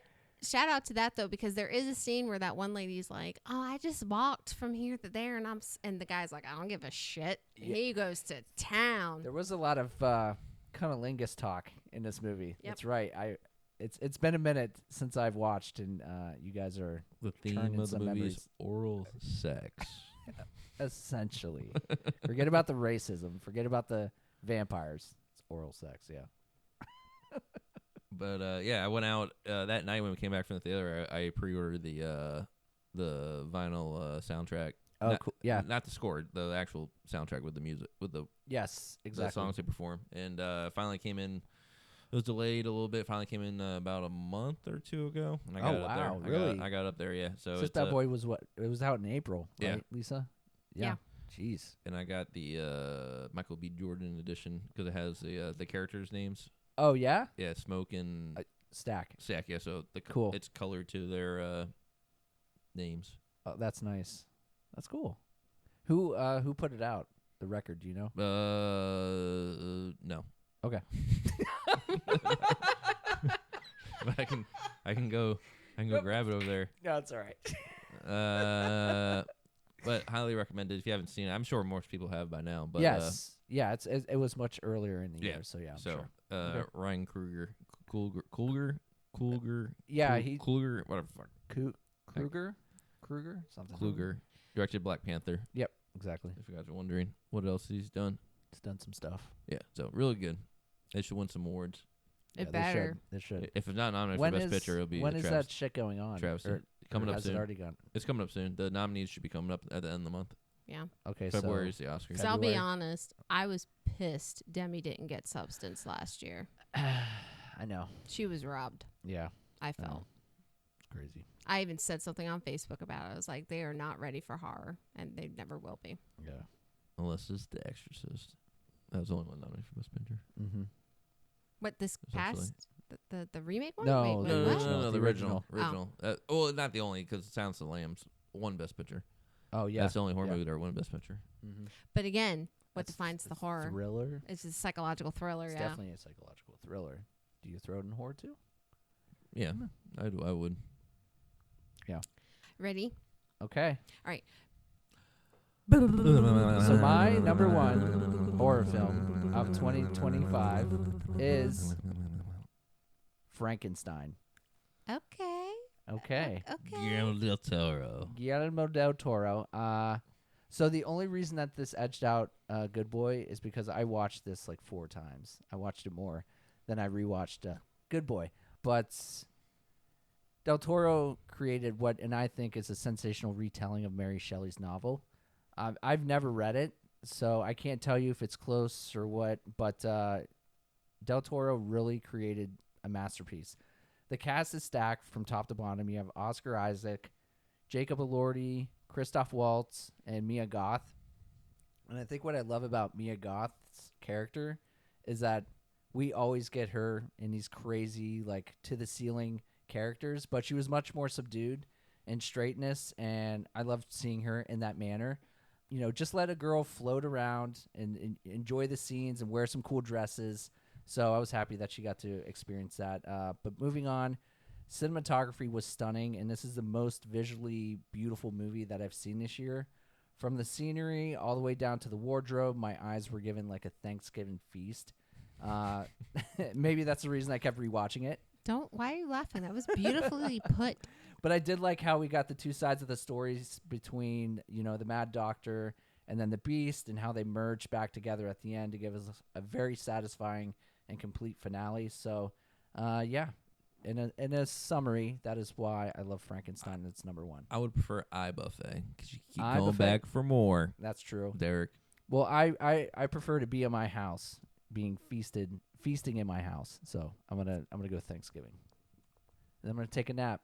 I'm gonna watch Frankenstein and take a nap, and then get up and eat some cold Frankenstein with some mayo on some bread. We'll agree to disagree on that. Agree to disagree on that saying. Awesome. But yeah, I watched it. I watched it on Netflix, obviously, and I watched it with Ian and Carrie. It's a long movie. They like it? Yes. Well, they liked it minus the 2 hour runtime. It was a long runtime. But yeah, Frankenstein with a bullet. There you go. We have not watched it. It's on our list, though. Do check it out. So here's my hesitation, obviously, outside of the runtime, is we were talking about it last night. I've read the Mary Shelley. I've seen so many adaptations. Yeah. Again, how many times can we The Frankenstein? keep redoing the same thing over and over? I went in pretty, not low expectations, but I went in just like, all right, if it was anyone else doing this besides Guillermo, I'd be like, what the fuck are we doing? But the fact that it was put in the hands of a master, I was like, I'm feeling optimistic about this. I'm feeling like it's going to be worthwhile. And it was way more than worthwhile. It was amazing. So that's why I was like, okay, Guillermo's doing it. We'll see how it goes. That was the only thing that made me excited about it. Like if it was some person I don't fucking know, I would have been like, what It's are you your doing? favorite Frankenstein movie out of all of them that ever made a Frankenstein? I mean, if you're asking me which adaptation I'm going to watch out of all of them, I'm going to go back to this one. So, yeah. Okay, that speaks high. Yeah. Over Frankenweenie? Over, Oh my gosh. what's Young Frankenstein? It just edged it out. But then Joe didn't like, well, not that he didn't like, but He thought it was just all right, Yeah. yeah, he thought it was average. Yeah. according to his letterbox. I follow him on Letterboxd, Ooh. so I'll have to go check him out. We like to play the game. I think we discussed this, but like on Letterboxd with our friends and stuff, or people who we follow, who do you think ranked this that? Yeah, that's fun. It's pretty tricky. Yeah, I bet. Well, you guys know so many fucking people too, so that's you could have a whole day of activities right there. How many stars? Yeah. What did I? Oh, awesome. Well, there's our top Our top five. Wow, 25. we did it. We made our way through. 2 hours later. I know. Well, We just about 2 Let's hours. circle back to the hot Nonsense dogs. later. Yeah. One more time. Enough hot dog talk. I'm gonna cut all the hot dog stuff, and it's gonna be like 40 minutes. You know of what's content. the worst hot dog is a Chicago hot dog, because that shit. Who puts pickles on hot dogs? I did just have a Delicious. Chicago dog for That's the first time disgusting. this last year. Pickles and tomatoes. That's the what we get at the hot dog restaurant, right? The one, I can't believe we're talking about hot dogs. the one where they do like sausages and hot dogs. You took me to it one time with Portillo's? Yeah, Portillo's. They can. That's Chicago That's style, it's, right? it's Chicago. It's. Yeah. I get my That hot was dogs good. plain there with ketchup. But I you- got the Chicago style. They pulled a whole range there, so you can get a simple ketchup or a fucking tossed salad on your hot dog Yeah. if you want. Toss So- that salad. All right, are you guys ready to move on into our honorable mentions? Our second place. Our Yeah, ones- honorable- our first place runner-ups. losers. Honorable Yes. mention: chili dogs. Also, That is not. That is like the dog. No. It's the dog. chili dogs? cheese Chili dog. cheese dog. Whoa, Get out. Chili cheese shit. dog. Good lord. Mm-mm. All right, let's talk about movies. All right, Lisa, do you want to run through your honorable mentions? Just go through your list and, Yeah, and talk. sure. So this was interesting because a lot of these, they were good movies, and some of them I gave them a perfect 5, but I put them on here because I didn't deem them as horror, but a lot of people do. Okay. So we'll go through it. And some of them we mentioned, so I'll just go through and reiterate. 28 Years Later was definitely on the honorable mentions, as I said before. But we're going to go with The Long Walk. I have not seen this yet. Shelley watched it a while back, and Yeah. she was raving about So it. we Super good. Yeah, we saw it in theaters based off of the Stephen King novel. There are some differences between the movie and the novel, but I went in expecting not to like it, and I walked out, and he knows how picky I am, and I was Yeah. like, that's a 5 out of 5. I loved that movie. Awesome. Perfect interpretation of our current state of affairs in this Jesus. country. I even put in my notes, I'm like, hey guys, we keep going the way we're going. Long walk. Yeah, exactly. It Oh, could, gosh. it could be just like the Hunger Games coming out. But Uh, what, yeah. what This was could be a Oh, thing. yeah. what was really cool is some theaters, they actually let you watch the movie on a treadmill, and you had to keep up the pace Oh, with that's them. fucking hilarious. But yeah, that was my first honorable mention outside of 28 years. The next is The Gorge. Oh yeah. Okay. Apple TV exclusive. Yeah. Was it theatrical at all, or did it go straight to No. Apple? TV. Yeah, Oh, Apple okay. TV.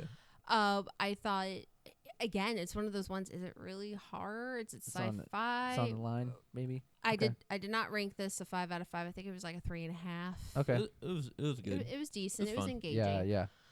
Definitely wanted you, like, kept you engaged. Like, what's gonna happen next? Mhm. What's gonna happen next? So, it was decent. Companion. Oh. We saw it in theaters. I thought it Mm. was pretty good. Yeah. I think I gave it a solid 3.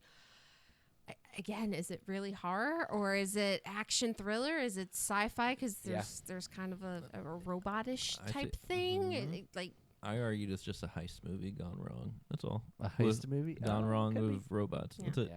Yeah. I was like, I don't even consider it. I saw it pop up in the horror list on this. I was like, that wasn't really a horror movie. Mm-hmm. yeah. But it depends. Depends on your interpretation. Yeah. And then my last honorable, and if I went too fast and you guys want to go back and talk, we can. Together. Yeah. I liked it enough. We saw it in theaters. I was engaged. But then also I was just like, some things that were left open that I was just like, well, I have so many questions. And I just didn't feel satisfied. I liked the concept, but I was just like, wait, back up. I just, so many questions afterwards. And then also from being in relationships, I just sat there and I questioned the relationship itself. Like, this is not a perfect in sync couple. So why are we even going this route? Yeah. Clearly, just leave each other. This is bad. I think for what is physically happening to them, it's important for that emotional part of them to be pulling apart. You know what I mean? So that's where I was like, oh, this is cool. But yeah, I guess that was on my honorable list too. So I just jumped in. I'm sorry. No, it's fine. Yeah, I agree. But great movie. But yeah, it was decent. I think I gave it a 3 when we walked out of the theater. Maybe. We took Thor to see that, didn't we? No, just us. Oh, just us. Okay.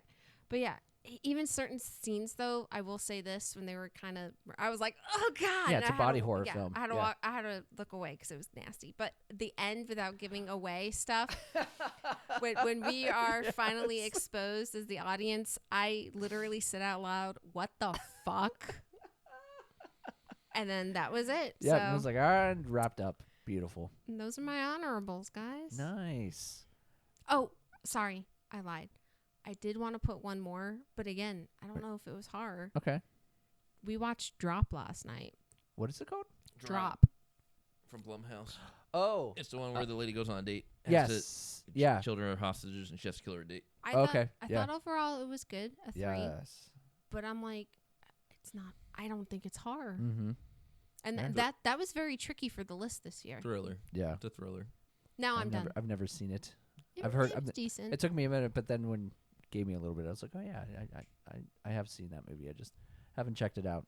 All right, Roger, go ahead. All right. Honorable mention, The Long Walk as well. I like me Very some cool. Stevie King stuff. I always try to watch them all. Very well done. Mark Hamill, really good as the general. Ooh, Mark Hamill's in it. Mm-hmm. Yeah, Nice. he's the general. Luke. Yeah. You see some poop. People taking poops. Oh my God. So there's you wonder what people are doing in the movies and pooping and Yeah, stuff. that There one you go. You got people are actually showing them piss Good. and shit. we had actually a conversation because I have the ibs. yeah. And he's like, how would you fare in this? And I'm like, I'd be dropping and shitting Yeah. everywhere. I'm back there. I want to. I remember looking it up. They walked like the distance of be like the entire state of Florida like 3 times or something. It's something crazy. Oh wow. I don't want to last that long. I think the tiredness would get to me. I would have got shot. Yeah. But very well done. Highly recommended. We'll have to Another check one it out. honorable mentions: the movie Dangerous Animals I almost watched that on Shudder. I almost watched it last week. I saw it on Shudder, but I didn't fit it in. It's a shark movie? shark movie. It's a serial killer who likes to Feed take people? film and feed people getting attacked by sharks. Spoilers. That's not spoilers. It's in the trailer. Yeah. It's a synopsis. I don't watch much trailers, but I did see that one. Yeah. I was like, oh. Jay Courtney stars. He's the bad guy. Okay. Jay Courtney. Jay Courtney. He's in like the Insurgent movies. He's in Suicide Squad movies. If you saw his face, you'd know who he is. Yeah. He's more a character than he is leading man. Okay. Actor. Very cool. I gave it a 2.5. I didn't. Dangerous Animals. I gave it a 4. I thought it was awesome. On your letterboxes?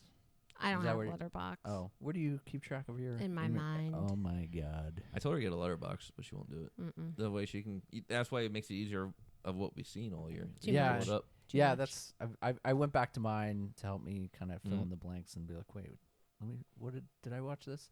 So No, I liked it a lot. I thought it was very well done, well acted. I got frustrated with it. I was just like, just yeah. be done. I'm over it. And next, Ugly Stepsister. Fuck yeah. That was really good. All right, I'm gonna love it. ask the question. Sorry, I Go don't ahead. mean to jump in. Do you Mhm. consider it horror? There's definitely body horror. That's what I'm saying. elements to It's a it. body horror There's movie. a lot of self-inflicted pain. Self-mutilation. But wouldn't you Yeah. consider the medical procedures back in the day? Yeah, but it's a heavy element of horror how goes into body horror. How far will you go for true love or love? or for beauty. Yeah, For beauty. what your vision of beauty is. Yeah. See, I liked the movie. Uh-huh. I just had a hard time defining it as horror. Yeah. Because I'm like, it's just I w- procedures that they. I said back then. during They the movie a just- few times. I was like, "What the fuck?" Because they're all getting But wait a bloody minute. and shit like that. Mhm. In all It made me fairness- uncomfortable. But yeah. but in all it was fairness, uncomfortable. you don't like needles going into people's skin, so you Yeah, don't like That's a medical that- yeah, procedures. that's a fucking horror movie to me. ER is terrifying. Exactly. Might not be horror to you, but it was to me. Yes. But I liked it. I consider it a horror film too because the body horror elements that are going on. I said it's wicked without the music. It's from another. It's Oh. Cinderella yeah, from the Ugly it's Stepsisters. a retelling. And the guy wrote a book from that. You know what was perspective, too. horrifying was the wide-eyed zoom-in angle of Cinderella's ass, Ah. and her vagina. I was like, And- whoa! And dick. There's a lot of dick. in I this. know. Some I was hard- like, hard some dick too. Some spooge on hay. There's it was there's, fun. That scene, and then when that happened, Roger went, "Okay." there's cum. There's a couple hard dicks. I Yeah. was shocked. I was. It's a from Norwegian film. No, I thought it was France. Is it Norwegian? Yeah, it's I Norwegian. thought it was from France. Well, it's been adapted in a couple different languages, but it's France. Norwegian. France. We come from France. Just every time you said that, I thought of Coneheads. I thought it was France because Cinderella's is French. Well, when I looked it up, it said it was Norwegian Oh, okay. today It could have been. because it's also an honorable mention for me. So All right, you go. next VHS Halloween honorable mention. We talked about that a few times. Woo! Let's go. It almost made top 5. Yeah. Hey, no, creators of VHS, listen, heed our request and make this just a Halloween movie every year, okay? Please. mhm. That or We'll be there. take it a step further. Christmas. Scary Christmas. Like holidays, like St. Yes. Patty's Day. Yes. Yeah. Mother's Day, Boxing Day, Boxing Day. English holidays. President's Weekend. Federal holidays in England. Boxing Day. This is the day that things are returned. All right. Flag Day. Labor Day. Take a break. Don't go to work. Terrifying. All right, the next honorable mentions The Monkey, Oh, yeah. which I liked a lot. People I've seen on Letterboxd either disliked it a lot or liked it a lot. It's like in the middle ground. I liked it a lot. I like Osgood Perkins. I saw a movie, then I came back because I have all the Stephen King books, and I was like, let me read it. So I read it. The movie's it's completely different. Same kind of character names, but it's completely different of what they went with. But I thought they did a good job. It's fun. I like the ending a lot. It's a good time. A lot of good kills. Yes. It's like if Final Destination had an actual killer that was Mhm. there. It's like that. It's I like, want a monkey. Jesus. I want a monkey. Yeah. Some of the kills are funny though. They are. And it's Oswald's like, Yeah. or And that's Osgood, what I whatever his name is. Osgood and Perkins. that's what I did enjoy about it too, because sometimes they're forcing in the comedy, but it seemed to flowed well with Yeah. what was going on, and especially with the way in which things were happening. It was kind of funny. Yeah. It was like it was put in terrible moments. So yeah. And then round up the other 3 because we've talked about them together. Hard Eyes Yep. and Predator Badlands. I put it on there at the end. Because Okay. I want to mention it, Very cool. even though it's probably not really much horror, but Nice. it's fun. Awesome. And that's it for your honorable mentions. Yes. Okay. So I got a list here of films, but Which I will say, I feel like this year more than previous years, I at least liked everything that I watched. There was not a lot, and you'll see when I get to Dishonorable, there wasn't a lot of films that I saw this year that I was like, oh, that was trash. Like, I was a fan of most of the films I watched this year, so that's why this year was tough for me to put my list together, because, like I said, a lot of the films that are on the honorable mentions could be my 5, 4, 3, so... I gotta recommend a lot more trash movies for you, so you can fill up the trash meter for next year. The trash meter, yeah. Maybe I should have watched what was it, the Desperate Animals, whatever it was called. Dangerous Animals. Thank you. No, you're gonna like it. Okay, I will guarantee you will like it. you will guarantee The it. dance scene on the boat was fun. Dancing. Mm-hmm. Okay, choreographed dancing or like Just free dancing. dancing. He It's, was just jamming. Showing off the dad bod. Living. Okay. It according to Letterboxd, it's turned quite a few ladies on. Oh, all right. Flooded Good their for flooded their basements. dangerous animals. The basements. basements are flooded. But I'd highly recommend it. It's Yeah. good. Those ladies are from up north because we don't have basements down here. So That's correct. what would you be flooding? Retention ponds? Mm-hmm. Retention ponds. All right. So the first honorable mention goes to Bring Her Back. The Philippou, I think that's how you say it, but it was the brothers that did Talk to Me. Yep. Mm-hmm. So this is their next film, and to me, I think it surpassed Talk to Me. Like, I wasn't a huge fan of Talk to Me, and I fucking love this. You didn't like Talk to Me? I was indifferent to it. Oh, I wasn't too crazy We about it. were gonna watch it last night. Oh, Instead okay. of drop, but HBO Max currently is unsubscribed by Yeah. Steve. But it's fine. It's fine. but- We'll survive. But he's on the list. Yeah. What list? Roger's got a list. The kill list. No, Whoa. he's not. You Whoa. shut I up. was joking. But yeah, you guys still have to see it. So I'm not. I had a couple other things to say, but I'm not saying anything. I want you to not know anything about it. It's awesome. Well, Check it out. We loved Talk to Me, so I'm pretty sure we'll love this. Yeah. then. For me, who wasn't indifferent, it was just okay. How I felt about Talk to Me. This lapped it. It was a really, really good film. So check it out. Bring Her Back. Next, Together. We've talked about it. It's not ad nauseum, so we'll keep it moving. Hard Eyes, same thing. I was real surprised by it. I was hoping to get it on the pod, but it just did not happen. Companion, great film. The AI cyborg stuff was cool. Also, Sophie Thatcher is in this, and ever since I saw her in Heretic, I've been a fan. So she's a great actor. Put her in any genre film, and I'm checking it out. So That's one from Yellow Jackets. the Yellow Jackets. Yeah. oh yeah, that's right. She's in the series. Highly- Shelly keeps talking about it. She's obviously watched it. Highly recommended. Is Yellow really Jackets good. on Peacock? Paramount. Oh, it's on Paramount. Yeah. Yep. Okay. Paramount / Showtime. Okay. Need to try to fit it in. Next up, and we just talked about it, Ugly Stepsisters, or The Ugly Stepsister. Another honorable mention. Here's one we haven't talked about. Five Nights at Freddy's 2. I haven't seen the first one. So, my great and wonderful son, we went to the theaters to see it with his cousin and his cousin's friend. And, we watched the first one that came out, and Ian's a big fan of the whole series and the video games and stuff. So, the second film is much scarier than the first. It's got a creature in it that's truly terrifying. So, if anyone's got, like, kids, and, Five Nights at Freddy's is all over the place. And it's, you go to Halloween Horror Nights, and you see kids there wearing their shirts and stuff. It's a great movie for, kids to get into the genre. And it was better than the first one in the series or whatever they're going to do with it. So, yeah, Five Nights at Freddy's 2 was awesome. And, Roger, you talked about The Monkey, but I'm going to go ahead. Osgood put out 2 movies this last year. He put out The Monkey, and then he put out Keeper. They were both really good. I just watched them last week. It took me a while to get to them.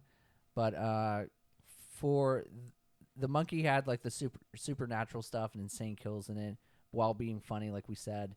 Keeper was much darker, was about, like, real-life horror of what happens when you trust the wrong person.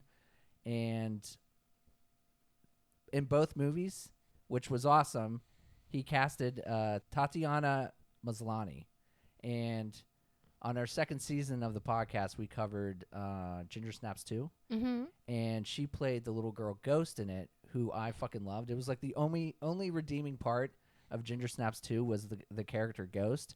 But yeah, she was in both of these projects this year from Osgood, and I thought she was really, really, really good in them. And I was glad to see, a character from, maybe not the most popular werewolf follow-up movie, but it's good to see her doing amazing genre films, and I'm a fan. So, and my last honorable mention goes to a film I watched. Actually, I watched it last week on Shudder, and that is Grafted. Have you guys seen this? No. So it is another body horror film, and it's a New Zealand film. What's so cool, and on this podcast I've learned about these things, but the film was financed by the New Zealand Film Commission, and Canadian films that we've covered, like they've done that, and I think it's awesome when these countries have, within the budget in the government, like things to help people make these artistic projects come to fruition. So Deathgasm was one of those. Exactly. Mm-hmm. Yeah, another New Zealand film as well. With the movie, I loved how they played with the body horror in the film. And Wei was the main character. She was a teenage girl who had like the skin condition, and they used the body horror as a tool for her. It was amazing. The ending is crazy as shit, as it should be with like a body horror film. But go check it out. High recommend. It's on Shudder. Do you guys have Shudder? Yes. Yes. Go check it out. It's fucking awesome. So yeah, that's my last honorable mention. Let's move on into dishonorable mentions. Lisa, what movies sucked? Dishonorable dishonorable mentions. I'm just gonna go ahead and say it. It was actually you two had it listed on your honorables. The Monkey. Okay. I did not care for it. Yeah. Which I like his work. I loved Long Legs and Long Legs. Mommy, Daddy. Do it every time. But I love his comical aspect of things. Like I really did enjoy his kills. I usually do like his nuts. work. Yeah. But this one I just didn't hit home for me. I just didn't care for it. Just didn't click when we saw it in the theaters. Yeah. Even when he was working on some art projects on the table and he had it in the background, I was doing other stuff. I just I couldn't stand it being on in the background. Oh. I don't know what it was. I don't know if it was just it was so far-fetched from the short novel. I don't know if it was just the choice of actor. I don't know. I enjoyed the film. It was not honorable, but I was thinking when you were talking about like what you couldn't pinpoint what the reason was. I was like, I wonder if it was the because they pulled double duty with that actor. I was like, I wonder if maybe he was a miss, because I could understand that, because the one character he was pushing a lot. The other one felt much more natural that he played, but the other one I was like, I don't know if he was good for this character. You know what I mean? It could very well be it. Like, all right, so there's twins in it, and the one twin I get, the other twin, I was just like, God, I see that. Like, and it could very well be it, but it missed the mark for me. I didn't like Megan 2.0. I almost put it on honorable mentions. I almost did, yeah. Just because I hated the first one so much, and then this one I was like, okay, not too bad. But like when I was going through and putting stuff, I was like, not too bad is not good enough criteria to make honorable. So we're just gonna let it sit. But okay, yeah. I didn't mind the first one. Again, it wasn't that bad, but I didn't mind it. This one, I was just sitting in the theater. Like, there's some laughable moments, but I was just like, it just, again, missed the mark. I like Megan 2.0 a lot. A lot? Yeah, I thought it was good. I just didn't include it. I that again. You didn't think it was horror. Yeah. And that was another thing, first one. That's another part of it. The first one I did, but not this one. Yeah. They want more comedy than anything. Yeah. Oh, yeah. It was mostly a comedy action movie. Yeah. For sure. I liked it. I thought they did good. Mm-hmm. But then again, a lot of people, they deemed it as horror, so I was like, I'll put it on dishonorable. This one, Roger was upset when he found out I watched it without him. Fear Street Prom Queen. Oh, there's more of those? Yeah. I loved the first set. I thought it was brilliantly done. This one, I just could not get into. I was bored. I was like, can we just hurry up? Is it Netflix? Yeah. Right? Okay. I knew the killer within the first 5 minutes. I was just like, I just need this to be done. I can't get those minutes back. And I hate when I get done with movies where I'm like, I can't get that back in my life. Wolfman. Okay. I did not care for it. We saw it in theaters. We actually did the D box, so we had the motion sent when the movie moves, you move with the seat. I get what you're saying. And there, D box. There was like one point where like it was like the spider on the wall, right? Mm-hmm. It was crawling. Yeah. And, and the seats were moving. I felt so sick I was gonna throw up. But that's not a fun experience. Lisa rides the D box a lot. oh my gosh. every Anyways, change the subject. And the sad part is, I love the main actress because she was in Ozark. She's so good. She's fantastic. She was in Weapons. Yep. She's fantastic. Awesome in Weapons. Yeah. But I couldn't get with the movie. I saw what they were trying to do, but I just. Can I say what my problem with Wolfman was? Yes. So I went into Wolfman when I watched it with basement expectations because people were shitting on it. I didn't like it, but it was better than what I was expecting. But I did have an issue with the fractured relationship between the husband and wife. I think it took away from what was happening later in the movie, and like what should have been like an anchor for each other was like it was already fractured anyways, so it didn't feel as important. Like, and I was like, that was an interesting choice for those characters to be like that, and then when things are going awry and they're being pulled apart, it was like, okay, well, they're fucking not seeing eye to eye anyways, so what do I care, you know? Do you think they did that so they can build the bond with the daughter and the father more? Very much so. Yeah. But I think they could have had that bond on top of the husband and wife bond. But like, I can see it, but I don't necessarily agree with it. Yeah. You know? So. Yeah. And then, valid point. I just walked out of there like, But you guys saw it in theater and you had to, because there were scenes where we're getting like his POV. Yeah. And like, I can only imagine how nauseating that was for you guys. It was. Jesus. Well, more for me. I get more motion sickness than he does. I'm not good with the shit. And then last, not that it was bad, but Final Destination Bloodlines, only because we need to just end it and be done. Yeah, you've said. Just be done with it. Yeah. Please be done with it.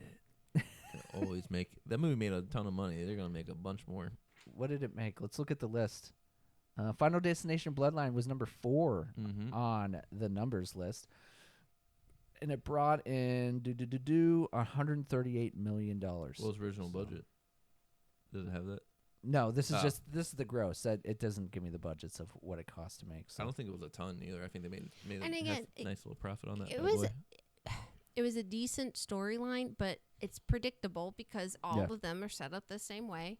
And it's formula. At the end of it, him and I were talking, and I'm like, there was this one scene where I was like, oh, if they would have done this, that, it would have been brilliant. But they didn't do it. Oh, they missed it. And I thought the execution when Tony was saying goodbye was great. He did that himself because he had his bandwidth. He had freedom to do that. I wouldn't say ad-libbed it, and that was done great. It's just, like I said, I'm so tired of seeing this. Let's just call it a day. Put a ribbon on it and be done. Okay. All right, and Raj. that was it. Nice. My dishonorable mentions only had one, and it was Wolfman. Okay, so there you go. Yeah. I think the movie's okay. It's just I was just very disappointed with it because Lee Wanell, I'm a fan of. He's great. He did Invisible Man. Yeah. Years prior, and I thought he did a really, really great job, modern take on that, modernized it, and pretty good. So I went in with that expectation, but I think they just changed too much, and it just wasn't what I was expecting. Like, you know, it's more of like a virus type of movie. It was like a sickness instead of like pure werewolfing, because like the monster, like, it doesn't need technically a full moon. It was just, it changed a little too much. It was just, I was just at points I was just kind of I got a little bored during it, and it's one of those like I watched once, I'm good. I'm not even sure if I'm gonna buy a copy of it.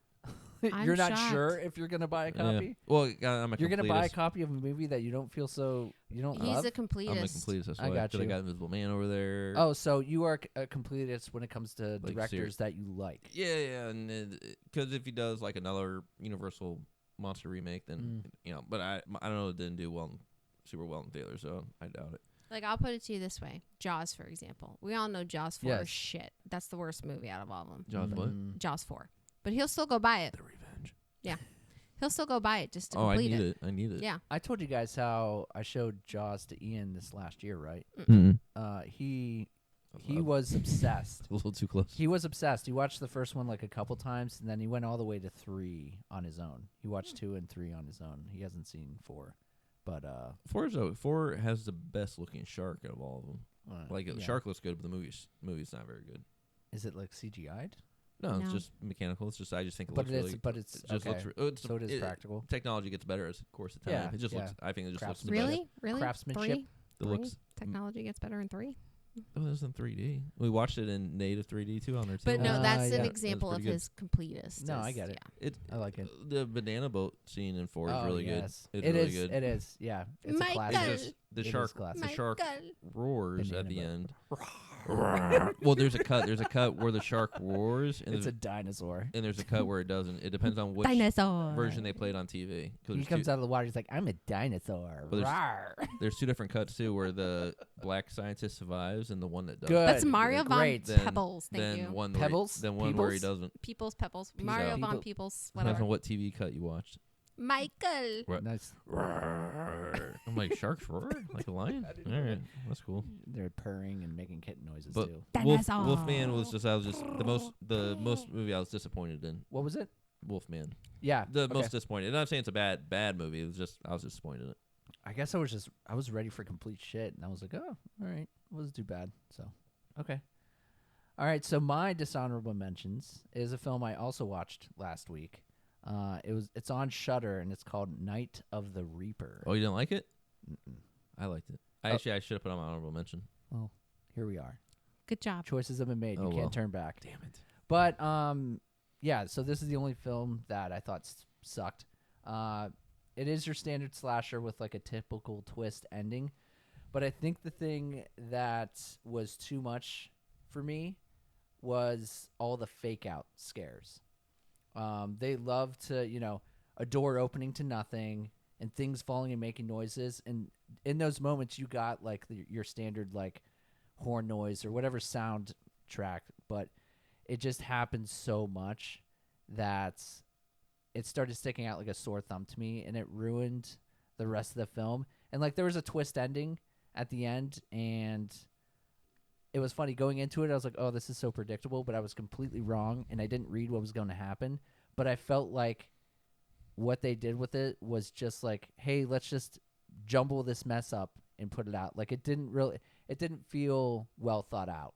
It felt like it was just like grabbing random stuff out of the sky and piecing something together as this is the resolution of the film. So I just thought it was kind of a crappy output, and yeah, I wasn't a fan. Night of the Reaper. Fuck you, nerd. Slightly garbage. Fuck you. Not joking. No, The one movie we don't agree upon. No, Everything else when eye to eye. When I watched, I just thought it was a good throwback to old school 80s. And I thought slasher movie. the mask was really cool. Yeah. Of the killer, and I was like, oh, that's a cool mask. But the beginning was good. Mhm. Epilogue, whatever you want to call it. But the beginning with the first girl, that moment was cool. But like after that, it went downhill for me. That's so fine. yeah, It's fair. and that's it. That's my dishonorable mentions. Our dishonorable mentions. And now is the point that we have in the normal podcast, Voices from Beyond. But this, we reached out to some friends online. The podcast reached out and asked people to give some of their thoughts on horror films in 2025. And I'll read mine first. I know Lisa and Roger, you guys got some as well. But first, we got Brian M., and this is off Facebook. And Brian said, I didn't catch a lot of this last year, but the ones I did enjoy were Clown in a Cornfield, which I just saw that last week, Megan 2.0, Screamboat, which I saw that. That's the Steamboat yeah. Willie take, because everything's, what is it, public domain. Thank you. Things public domain, and we just get 5 fucking horror movies about it. That's what a lot of Popeye ones this year. Cause I know. There's a ton of Popeye ones, too. But so he said Screamboat, and then the last one he had was The Monkey. And Brian also said, I still want to watch Sinners and The Fetus. Do you guys know The Fetus? Mm-mm.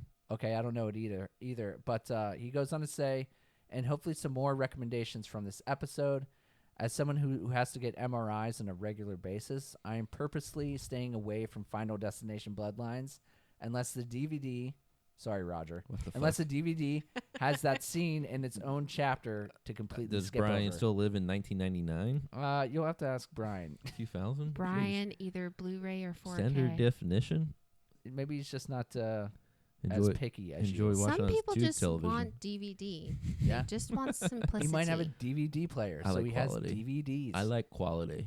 Hey, quality is in the eyes of the beholder. Look what so, I married. I know, no Look what question. High quality Top right there. top of the line. Mhm. Damn straight. Yep. I Good. love you, baby. Love you too. Do you guys want your own podcast? No, Brian and Lisa. this is too. Brian, Brian, Lisa. Whoa. Hey, Brian. ASL. Roger. Roger and Lisa. How about sinners and tongue your hole? Whoa. Whoa, what? Tongue and holes. That is sinners. And then the second submission I got was from my friend Kyra F. And this was off of Instant Messenger because that's where we were talking. But she said... Like AOL Instant Messenger? Or No, Facebook. Oh, Facebook like Messenger. old Oh, school. Facebook Messenger. Did I say Instant Messenger? Yes. Oh, Yep. good Lord. Talk about throwback. AOL, DVDs, ASL, Instant Messenger. age, sex, location. But she said, I am racking my brain for what I saw that came out in 2025. And then she asked, Frankenstein is horror, right? Because that's my number one. It was beautiful. So she had Frankenstein as number one. Weapons was number two. Black Phone 2, Black Phone 2 was their number three. Number four for her was Together. And number five was The Monkey. And she finished it off with saying, I feel like asking if Frankenstein is considered horror should take away my goth girl card. LOL. So that was the Voices from Beyond I collected. Lisa, you want to jump in with yours, and then Roger, you can finish us off. That didn't sound right. You know what I meant. Yeah. You know what I meant. You want the happy ending. I didn't want that glizzy. I didn't get too much, but I have some feedback. So, Nanette C said she didn't see a lot this year, but the ones that she wanted to give a shout out were she loved Sinners. So Yeah, hell yeah. Sinners seems to be the common movie, and then she loved Black Phone 2.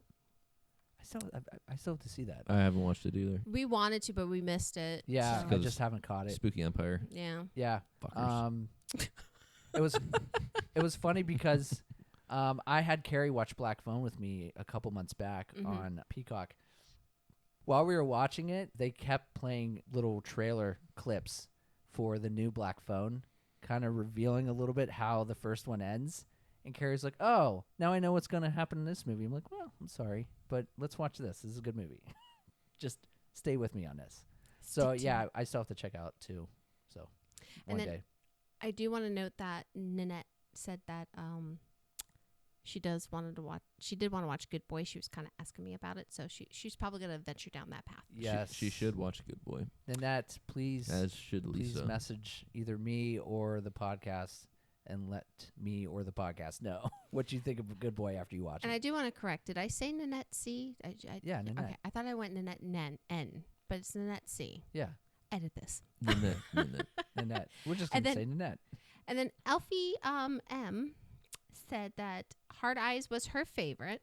Cool. So she really loved Hard Eyes. It would have been Five Nights at Freddy's, but Daddy Matthew wasn't in it long enough. Ooh. And she's also on board with she doesn't think she's going to be able to watch Good Boy.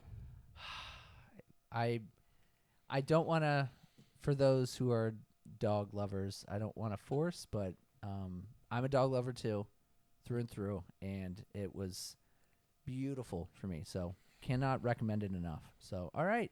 Well, thank you to those who submitted those to Lisa. Roger, do you have some? Yes, I have quite a bit of people here. In my other He has a lot. group. Other group. You have groups? For another podcast that Yeah. I'm friends with. I posed a question. I was like, if you guys can give me your top fives, Uh-huh. I'm going to use it on a friends podcast, or we're going to do our top of the 25. So they gave me their top 5 of 25. So I'm going to just run them down real quick. Yeah. So Jason, in order, wrote weapons. This is from 1 to 5, I guess. Yeah. So I'm not going to do it backwards. So No, that's fine. So he liked Weapons, Sinners, Companion, Final Destination Bloodlines, and Hard Eyes. Dang, Hard Eyes. Kai, Nice. who lives from Australia. Ooh, Australians. Australians. He likes Sinners, Long Walk, Final Destination Bloodlines, 28 Years Later, and Black Phone 2. Dang, we really need to watch Black Phone too. Yeah. Solid list. Okay. Vinny, who's my other friend that lives up in the New York, New Jersey area. Sinners, Weapons, Long Walk, Megan 2.0, and Five Nights at Freddy's 2. Dang, nice. He would be good friends of Ian. Yeah, come hang out with me and my 12-year-old son. So Amber wrote Sinners, Bring Her Back, The Ugly Stepsister, Foundation Bloodlines, and Hard Eyes. Jeez, Bloodlines is on a lot of people's lists. Because it's awesome. Yeah, but I got the 4K Blu-ray there. I no fucking doubt. Let's I just know, fucking buddy. do it. Okay. Our friend Steve Rock wrote Weapons, Founded Destination Bloodlines, Again. Conjuring Last Right, Okay, Conjuring. and because he hasn't seen a ton, he only had 4, Okay. and he just wrote this, even though I know he doesn't really like the movie at all because we debated it and went back and forth one time when we first watched it together. Oh, together. If he had a dishonorable mention, we'd probably put together. But it made his list just Made because his of list. lack of numbers. You're right. Yeah, I get it. Next is Skylar. He wrote Weapons. Hold on, I gotta bring my Can't eyes. read his own handwriting. I can read You it. can get a second page. We've talked about this Exactly. last time. And I told him this morning. Yeah. You don't He's have to gonna go cram to- it all. He's going to go to the Or cell phone. just use your phone. Exactly. That's what I've started doing for the pod. Well, technically it's on here. Hold on. There Let me you scroll up because I scribbled it. Hold on. Because he scribbled it. You all heard Hold it. on. Squibbled. I Squibbled squibbled. it. Squibbled. Anticipations. Hold on. Did you say participation? Anticipation. All right, here it is. Oh, that's what it wrote. Okay. So, weapons, The Okay. Monkey, Dangerous Animals, 28 years later, and Frankenstein. Yeah. Year of Frankenstein. No one's besides Kyra, no one else has said Frankenstein. So cool. And my last friend Casey, she wrote Sinners, The Plague, which we looked up last night. Possibilities of watching. It's about like a kids summer camp for water polo, and It's very he specific. makes another friend who's like not like that very popular. Okay. And like it's like Outcast kid. about like trying to fit in and like the how far you go. What you will do The to synopsis assimilate. synopsis sound really cool. Okay. So What was it called again? The The plague. Plague. The Plague. it's Okay. from not this country. Okay. All right. Thanks for narrowing that down. Figure it out. You're welcome. I think she wrote next The Monkey. Oh, let me confirm this. Yes. Okay. Then Together. Together. Then Ugly Stepsister. Oh, there. Yeah. Perfect. That is their top 5s.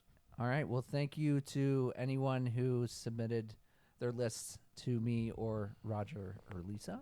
The next segment and our final segment that's we take a look to the upcoming year and we talk about films we're hyped on. So, Crystal Ball. yeah, crystal ball it. And Lisa, what are the films coming out this year that you're psyched with? I'm looking forward to see Ready or Not 2. Oh, I want to see where they're didn't know. gonna. Yeah, I want to Okay. see where they're gonna take it. Also, that holds near and dear to my heart because when we got married, that was the first film that kicked off our Halloween season because we do 31 days of Halloween, and then also we watched that together as husband and husband wife. and wife. That's Yeah. yeah, it's It was, cool. It's one of the first movies we watched together in theaters too, early on. No, it's I not. thought it was. We got together in 2019. We got married in 2022. The movie came out in 2019, didn't it? The first No, one? I don't think it did. Pretty sure it was like Get your phone. 2021-ish. Go check it out. Ready. 2019. It came out in 2019. I stand corrected. So Ooh. Hold on, ladies and gentlemen. Roger Russell was correct. it was during our first summer together. Because Oh, the first yeah. movie we ever watched together was Toy Story 4. It was our first date. That came out in August. So it was probably like the third movie we'll probably watch together in theaters, or fourth maybe. Maybe 5th or 6th, because Oh. the second was Back to the Future. I took you to, and then we saw that stupid like Gator movie. Oh, Crawl. I hate Crawl that movie. was good. Alexander Aja, who Mhm. did High Tension. Yep. What an eclectic resume that guy has. Some But yeah. French. So high violent movies and then Crawl. Ready or Not 2, I want to Yeah. see what they're going to do with that. I do want to see what they're going to do with the 28 years later sequel, Yeah. just to see where they're going to take that, and hopefully it's not butchered. The Bone Temple. Yes. There was a Bride. Yes. So it's on my list too. Yeah, we do need to see Frankenstein, and not that the two are going to match, but I want to see Frankenstein, then go. But into it sucks Bride. because it was supposed to be out this year, Yeah. and then it got pushed back, so that sucked. But I agree. I want to check out The Bride. There was one more. Oh, the Evil Dead one. What's Evil Dead Burn. Yeah, even though I appreciate the Evil Dead franchise, but I'm not a huge fan. But I still want to see. Yeah.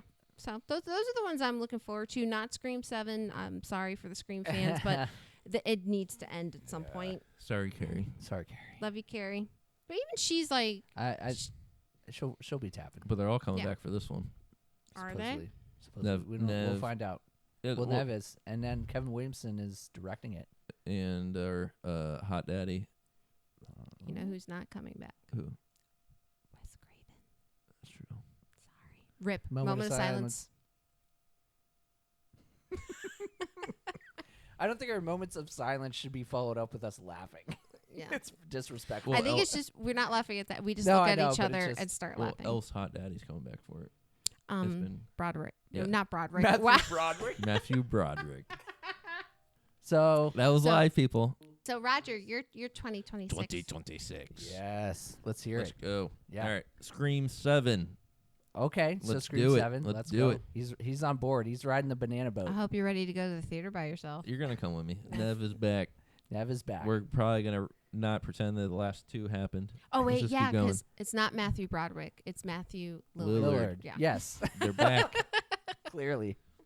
Well, my idea was a long time ago was when they were doing Scream 4 is to just bring them all back but be themselves, and it takes place in the real world. It was like Wes Craven's New Nightmare. Okay. But it's Scream. It's already meta enough. Let's make it more where they meta. all get together at like a horror convention to sign autographs, and all of a sudden That'd be like cool. someone's Ghostface, and they come after and try to kill them all. And actually, the killer ended up being Neve Campbell. Okay, well, spoiler because she alert. doesn't want any more sequels made. That's what my idea was. Yeah. Is that she doesn't want any more sequels ever made because she's done with the fucking franchise. Yeah, that'd be cool. That's what I was hoping for back in the day. But that was my idea. So Ready or Not 2, here I come. Hey. Copyright RR. Yes. RR. The Werewolf from a new movie from Robert Eggers. You know I'm down. Yo. I am down, yeah, as well. Werewolf. Not werewolf. I can't wait to do next year's werewolf impression. Yeah, I'm instead sure of they'll sound like Werewolf. You'll probably Touch my paw. You'll probably go to the theaters by yourself for that too. The next is Return to Silent Hill. Oh, wow. Okay. Another Silent Okay. Now, we haven't got a great Silent Hill movie yet, but I've heard that this one is going to fix all that. This one's actually going to be quite good. Fun fact, I've never seen the others. They're okay. The first one's actually okay. The second one's okay. It's all right. I've seen the first one a long time ago. It has some cool stuff to it, but it's just, they haven't really figured out how to make a good full movie of it yet. Next is Evil Dead Burn. Yep. Then after that is the remake of Return of the Living Dead. They're doing. They're doing that. Yep. It I think I heard something about this. It takes place there in 1985 Christmas. But Return of the Living Dead. So it's a Christmas movie? It's going to be. So I was looking at it before I was writing the list. Crazy. So look forward to that because I like a good zombie film. Zombie flick. Yep. 28 years later, Bone Temple. Sam Raimi's new movie, Send Help, which is where they're on a desert island. Yeah. Yes.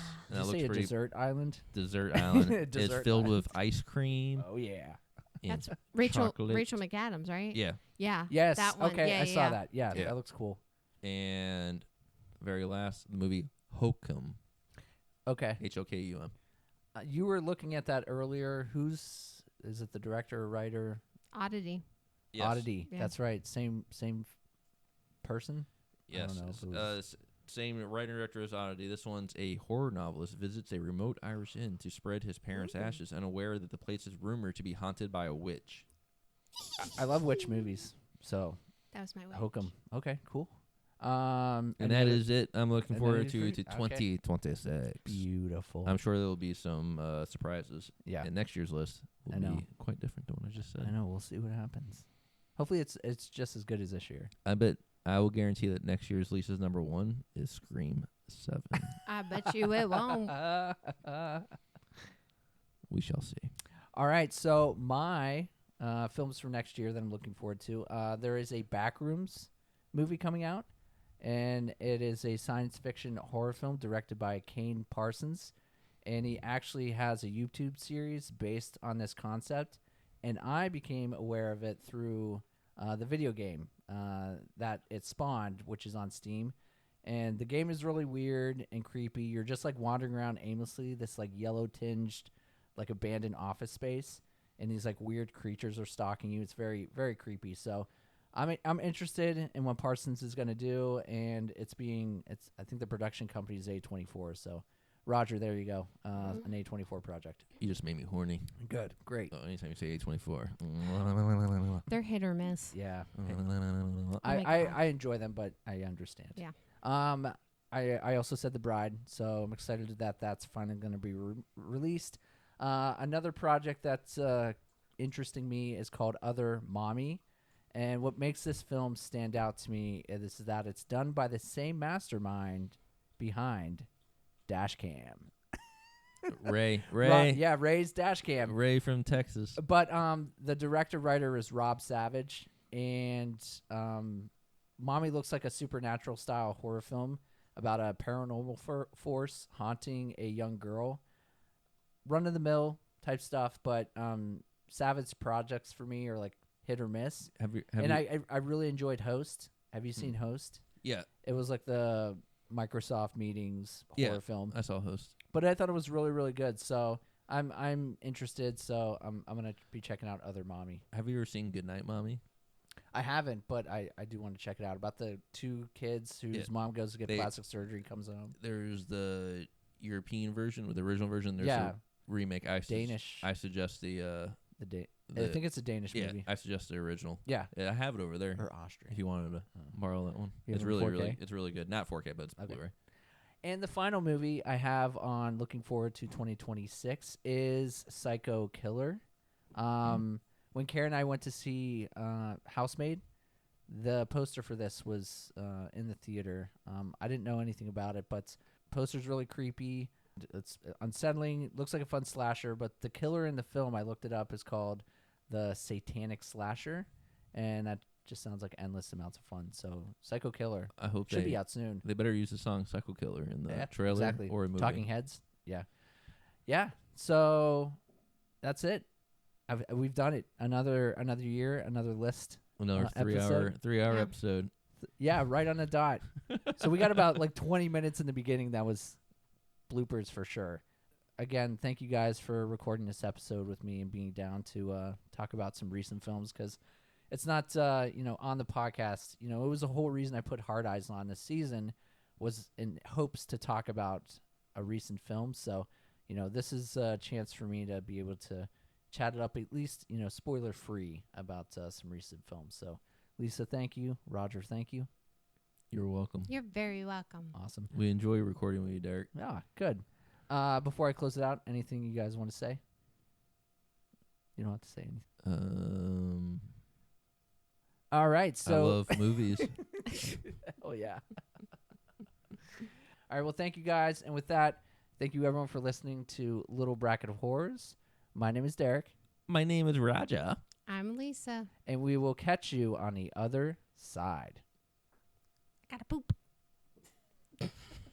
You have created a monster and it will destroy you. It's alive! It's alive! It's alive! It's alive!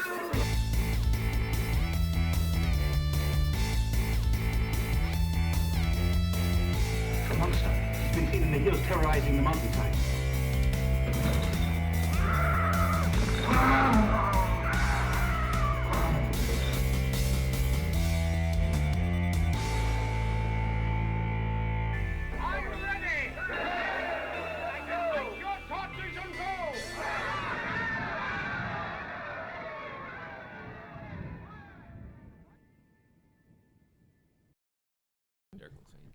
Yeah.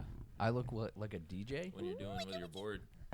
Yeah, did you see how I used my different fingers to hit the record play? No wonder why Carrie's happy. Not even not just the pointer finger. Use the ring, middle. Flick the middle button. Weird. There you go. Yeah, yeah, that was like violent. Just like that. No, you don't. Not with the fingernail. Can't be doing that. Smack it. No, that doesn't feel good. It's not a fucking PlayStation controller. It's more like a record, scratching a record, right? That's way too hard. No. Yeah, that's kind of a cool sound, though. Sometimes you put your nose on it. There's no pleasure. You don't knock on it. Oh my god. It sounds like a door. Don't, because then the dogs are gonna start barking. That's just a cool sound effect. Shut up, Birdie. Shh. Oh, you golfed. So did you get gizzards, whatever you call it? So Gizzies. Gizzies. Glizzies. Were they good? Our first day, we went to a place called Champions Gate, and I've been there. okay. Hey, you pass it to go to Disney. Yes, exactly. So we went to their golf course. I did not get a glizzy there. Second day, we went to a place called Mystic Dunes. I've been there. Okay. Not too far from there, Champions Gate at all. Pretty much all pretty close to one another. And so there's a front nine and back nine, and a lot of people will stop after the front nine before they go to the back nine and get like a drink or whatever. So on our carts, it was funny. We had these fancy carts that we could order from the clubhouse, and then we could pick it up. So we placed orders and then went to the clubhouse, and I was like, hey, we're cart 34. We had an order. She's like, what'd you guys order? And I was like, 2 hot dogs, chips, and a drink. She's like, all right, I'll go grab them. And I was like, did the cart not order them for us? Like, I feel like I'm ordering right now. So she went and got them. They're like wrapped up in tinfoil. When I opened this glizzy, it was like fucking wheat. It was a wheat bun. And I was like, this is bad news. This is going to be a bad glizzy. It's going to be healthy. We don't want that. I mean, a fucking hot dog. It's like the most garbage food ever. It's eating a Big Mac with a Diet Coke. Yeah. That's good. No, Coke Zero. Coke Zero. Carrie's a Coke Zero fan. But yeah, so that hot dog sucked. And then yesterday, our last course was one of the Disney courses. We went to Magnolia, and they have a Chip and Dale quarter-pound beef hot dog, and that thing stuck. That thing stuck with you. And it was a good hot dog. So, Roger, if you ever want to go golfing, we can go to Roger Magnolia doesn't golf. and get a thick hot dog. As long as we can go to Chippendales. Okay. It's a Chip and Dale hot dog. It's So not yeah. that Chip and Dale. Aw. It's the Rescue Rangers. Yeah. So yeah, I got some glizzies. It was Now, good. I don't know if we've had Success. this discussion, and I know we're off topic, but what do you put on your hot dogs? So I go ketchup. I'm not a big mustard fan, but I All will right. do mustard and relish. Ugh. Especially like at a golf course, like, I'm not gonna get a chili cheese fucking hot dog. So that's typically what my dog's looking like. I'm a straight ketchup girl. That's it. I've been that way a majority of my life, and then I would say in my 30s I was like, I need like a crunch, so I started putting relish on it. But I like a bit of a tanginess with it, so I'll throw a little bit of mustard on it. I'm not going crazy on the mustard. If it's available, the marinated onions. Oh yeah, That's good. yeah, Mm-hmm. I like it. With some relish. Yeah. Some ketchup and or mustard, both or one or the other. But if I had to Nice. choose one, I actually prefer mustard on a hot dog over ketchup. Oh God. Really, straight mustard. That's Mhm. nasty. I think that's more classic than ketchup. On Classic? a hot dog. Like a French mustards? Is the Yeah, brand or s- matter? Or spicy. Or spicy mustard. Like a Dijon? Will you go with Dijon mustard? yellow. Yeah, Or spicy. okay. Spicy Yeah. yellow. Okay. But that's why I like my dogs. That's cool. Do you like them on a grill? What's your preferred manner? On a grill. Yeah, Or real. boiled is fine. Boiled. Like, you get it like the streets in New York. Yeah. Where they're in the dirty water Well, dogs. I grew up, my parents always boiled our hot dogs, and that's just how we always ate them. Same. And That's how poor people eat their hot dogs. Yeah. Carrie always pan fried them, and I was like, what are you putting a fucking hot dog in a pan for? Like, I pan this fry is 'em. way too fancy. But I do like them. We actually have a skillet that's got ridges on it Mm-hmm. that is good for like sausages and stuff like that. So I always use that because it puts the ridges and the cooked ridges in my hot dogs. I like to pan fry 'em, but Lisa Yeah. doesn't care for it. She likes Do you to prefer boil. boil it? Okay. But one thing you never want to do is buy the cheapest hot dogs from Aldi. Oh, Then- the then- bar, whatever. Yeah, then brand? they're like $3. Then boil Do them. they explode out of the casings and It it's just the is- They meat? melt in your mouth Like when an you eat it. M&M. It's No, So no, you no. don't disgusting. even have, you don't even have to chew. We No. took a bite and then we instantly threw it all out. And we were I was like, these that are a is- little soft. that's disgusting. Yeah. You need to get through a bit of a barrier. So to get your- whatever material that's inside them to keep them together, it unravels once you boil them for a little length of time. 'Cause Yeah. they just melt. Yeah. It's like think Wicked Witch with the water. Oh yeah, yeah. Like, Oh god, that's gross. I'm melting. What's your preferred brand? A hot dog? Yeah, Ballpark. ballpark. You? I like Lisa? Nathan's. We are mirroring. That's a word. Carrie and I are the same. Nathan's is for Carrie, and I used to be a Nathan's guy up until Nathan's is good. and I'll do a Nathan's hot dog, but up until probably like 2 years ago, I just got sick of them because we always got Nathan's, and she has stayed true. But Ian and I do prefer a ballpark. That's my second. Yeah, I'll do ballpark. it's just Yeah. it's a thicker hot dog. The Nathans are a little too skinny. Stop it, I need Roger. girthy. Look at me. Oh my Look at me when I talk to you about the girth God. of things. All right. Why'd I have a boner all of a sudden? Ugh. It's hard. Like a Yes. hot dog. All right, so But 7 minutes in. but did you know that No, we're not done talking about hot dogs. Oh, Keep so going, my Roger. bad, my bad. Publix brand hot dogs are made by Nathan's? Oh, they are. Yeah. I've never had Publix brand. So Fun it's the fact. same company makes Nathan Really? makes them for us. Yeah. So Well, you find out a lot that these the cheaper brands or whatever are often made at the same. yeah, same thing. Factory It's just as- packaging. Yeah, That's all the differences. I know. So When don't you- buy when you Nathan's, live- buy the Publix brand. when you Mhm. live Same- with Roger Russell, quality. you Oh, find yeah. out all these fun facts. Publix fun facts. Yes. Life fun facts too. You got some life ones too. What kind of bun do you like? I'm not. I don't put a lot of. I mean, I guess I don't really care. You I gotta don't care have- about your cushion for your wiener. Well, I will not. Who the fuck is buying wheat buns? That is the craziest healthy fucking thing. conscientious person No. who also gets turkey dogs. Yeah, very true. I could see that with a turkey dog. That's fair, Thank you. but not a glizzy beef. You might have hot had dog. a turkey dog. I'm gonna give a veggie dog with a wheat I would bun, know. please. I would know. It was not turkey. Veggie bun or veggie Veggie dog. Veggie dog. Veggie. I don't know. I don't I've think had I've a veggie ever. dog. Where at? From the Like, store.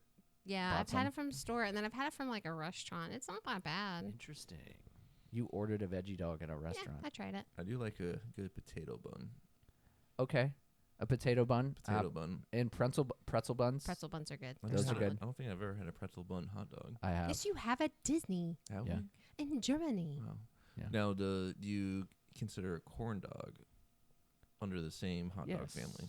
I would. It's Eh, an offshoot. It's a It's hot. it's like a sub. It's a hot dog It's- wrapped Variation. in flour. Before I and deep consider it a fried. hot dog, I consider it a carnival food. Yeah, You know what I agree mean? with that statement because it's on a Like stick. cotton candy is a carnival food. Corn dogs are a Because carnival a hot food. dog you hold, that's a handheld, and then this is a stick. You're Yeah. holding it on a stick. As a kid, And like meat on a stick, turkey, like I can consider all that stuff like carnival, Carnival food food. because you're walking around. It's Yeah. a transportable food. as a kid, I used to just take the hot dog out of the package and just eat it without even cooking it. I did that. Yeah. I'm guilty. I would- When I was a Oh, kid, I just You dip, guys are nasty. I was just dip right. Cold. I was just dip right into ketchup and be Oh good my to go. god! I would. Yeah. We would make hot dogs and Uncooked. have like we wouldn't make the whole package, so we would have like in a Ziploc bag, and I would go in and grab Well, one. But They're it's covered in juice. They're already pre-cooked. But it's Yeah, it's covered the in most part. it's They're not raw safe- meat. it's Yes, safe to eat. it's Safe to eat. yeah. So I No, said- it's looking back now. I've done a lot of gross things when I was a kid. That looking back now, I'm like Jesus. Oh yeah. Yeah. I used So, to I used to do some things. So like, dude, go ahead. no, I was just gonna say, well, how I found out my husband's love for hot dogs is one day we were just having hot dogs for dinner. It was just one of those nights, and I get out a pack, and there was like 8 in a pack, I stuck them all in my mouth. and I go to go get one, and there's literally like 1 or 2 left. I'm like, where the hell did the other freaking 6 go? In my tummy. He freaking ate them. I'm like, That's boy. when I was fat Roger. I was And I'm like, trying what to the? get away from fat Roger. So he turns around, he goes, you don't understand. I love hot dogs. I'm like, clearly. Yeah. How My so friend- how early on in the relationship was We this? were a couple months in. And my friend Brad Oh, knows God. that So I this also broke the seal for the hot dogs. love Yeah, hot and dogs. then fast forward to like this was like a couple months ago. So he hangs out with his friend Brad, and they do movie-thons, and Yeah. Brad was grilling hot dogs, and for all of us. yeah, and there was like Classic what move. Love 6, 7, 8 people there. Let's say 8. No, I think it was 12 of us. Oh, excuse me, 12. And Brad did 2 per people because that's a reasonable thing for a hot dog. 2 hot dogs per people. Wow, Derek's giving me a look. Plus, he had like a bowl of chips, Yeah. Okay. and a couple little other side things we've been munching all day. So it wasn't. And You we have were going like to order. a bean dip? No bean dip. And we were going to order pizza in a few hours. Yeah, anyways. in a few Oh, hours. okay, that's fine. Yeah. So it was yeah, a yeah. late lunch. Okay. yeah, so- late lunch. So Just a cut to snack. Roger comes home at like 2 in the morning from these things, and I'm laying in bed, and he's like, "Hey, I'm home." I'm like, "Yeah, I know. The ring went off. I hear you." Uh-huh. And he's like, "So you're never gonna believe what happened?" I'm like, "What?" And Brad made hot dogs, and I'm like, "Oh." Oh yeah, you guys are partying. He's like, "But there wasn't enough. People went without a hot dog." And I'm like, "Why wasn't there enough?" Well, I might have had like 6 or 7. No, I had 5. Oh, excuse me. And I'm like, Roger, you don't do that as a guest at somebody's house. He's like, there wasn't a limit. And there weren't sides like beans and potato salad. Well, that's what I was. Yeah, exactly. Beans, potato salad. What's here for me to know Well, that 2 is the limit? Yeah. Brad didn't tell us the limit before we started eating. He didn't tell us until after when his wife Janice and another person and himself. Brad only got 1 hot dog. Janice got none. And another guy got 0. It was So- like, so, it's like- like, dude, how many fucking hot dogs you guys eat? 'Cause 3 of us didn't get fucking hot dogs. So, like, does I'm Brad like, know you took that amount? No, me and another guy ate like more than So two. did Brad do an audit of the hot dogs afterwards? And be like, all right, we need to figure out who the culprit is. Well, no one came out and said I had 4 or 5. 5. So guess what I did? I tattletailed on my husband. Oh snap! Blown the lid on this It was investigation. me. Yeah. But I did it because I'm like, hey, future notice, Roger really Will, loves Well, hot dogs. also at the time I was still a little drunk, so Oh, that didn't help. And dude, then yeah. when we got pizza, and I was still so fucking full from the hot dogs. I only had 1 slice of pizza. Nobody ate pizza, and Brad was pissed at that because they had Then so much no one pizza. ate the pizza. Yeah, that's a calamity of a day. Well, because usually he orders like 8 pies, and it's like $200 and something. It's crazy expensive. So Jesus. yeah. God. So okay. no one. I was Yeah. pretty full. Another guy who ate also 4 or 5 hot dogs was still pretty full. See, that would have been. I would have sat there and like observed, and would be like, "You fuckers! It was you Hot fuckers." dog. I would have eaten a hot dog, chilled, watched, probably give it like 30 minutes. Be like, all right, the people who want hot dogs have gotten hot dogs. If anyone else has went for seconds, I'll be the next person who goes for seconds and thirds and fourths and fifths. If it was a contest, I would have won. Hell yeah! So you just loaded a plate with 5 hot dogs.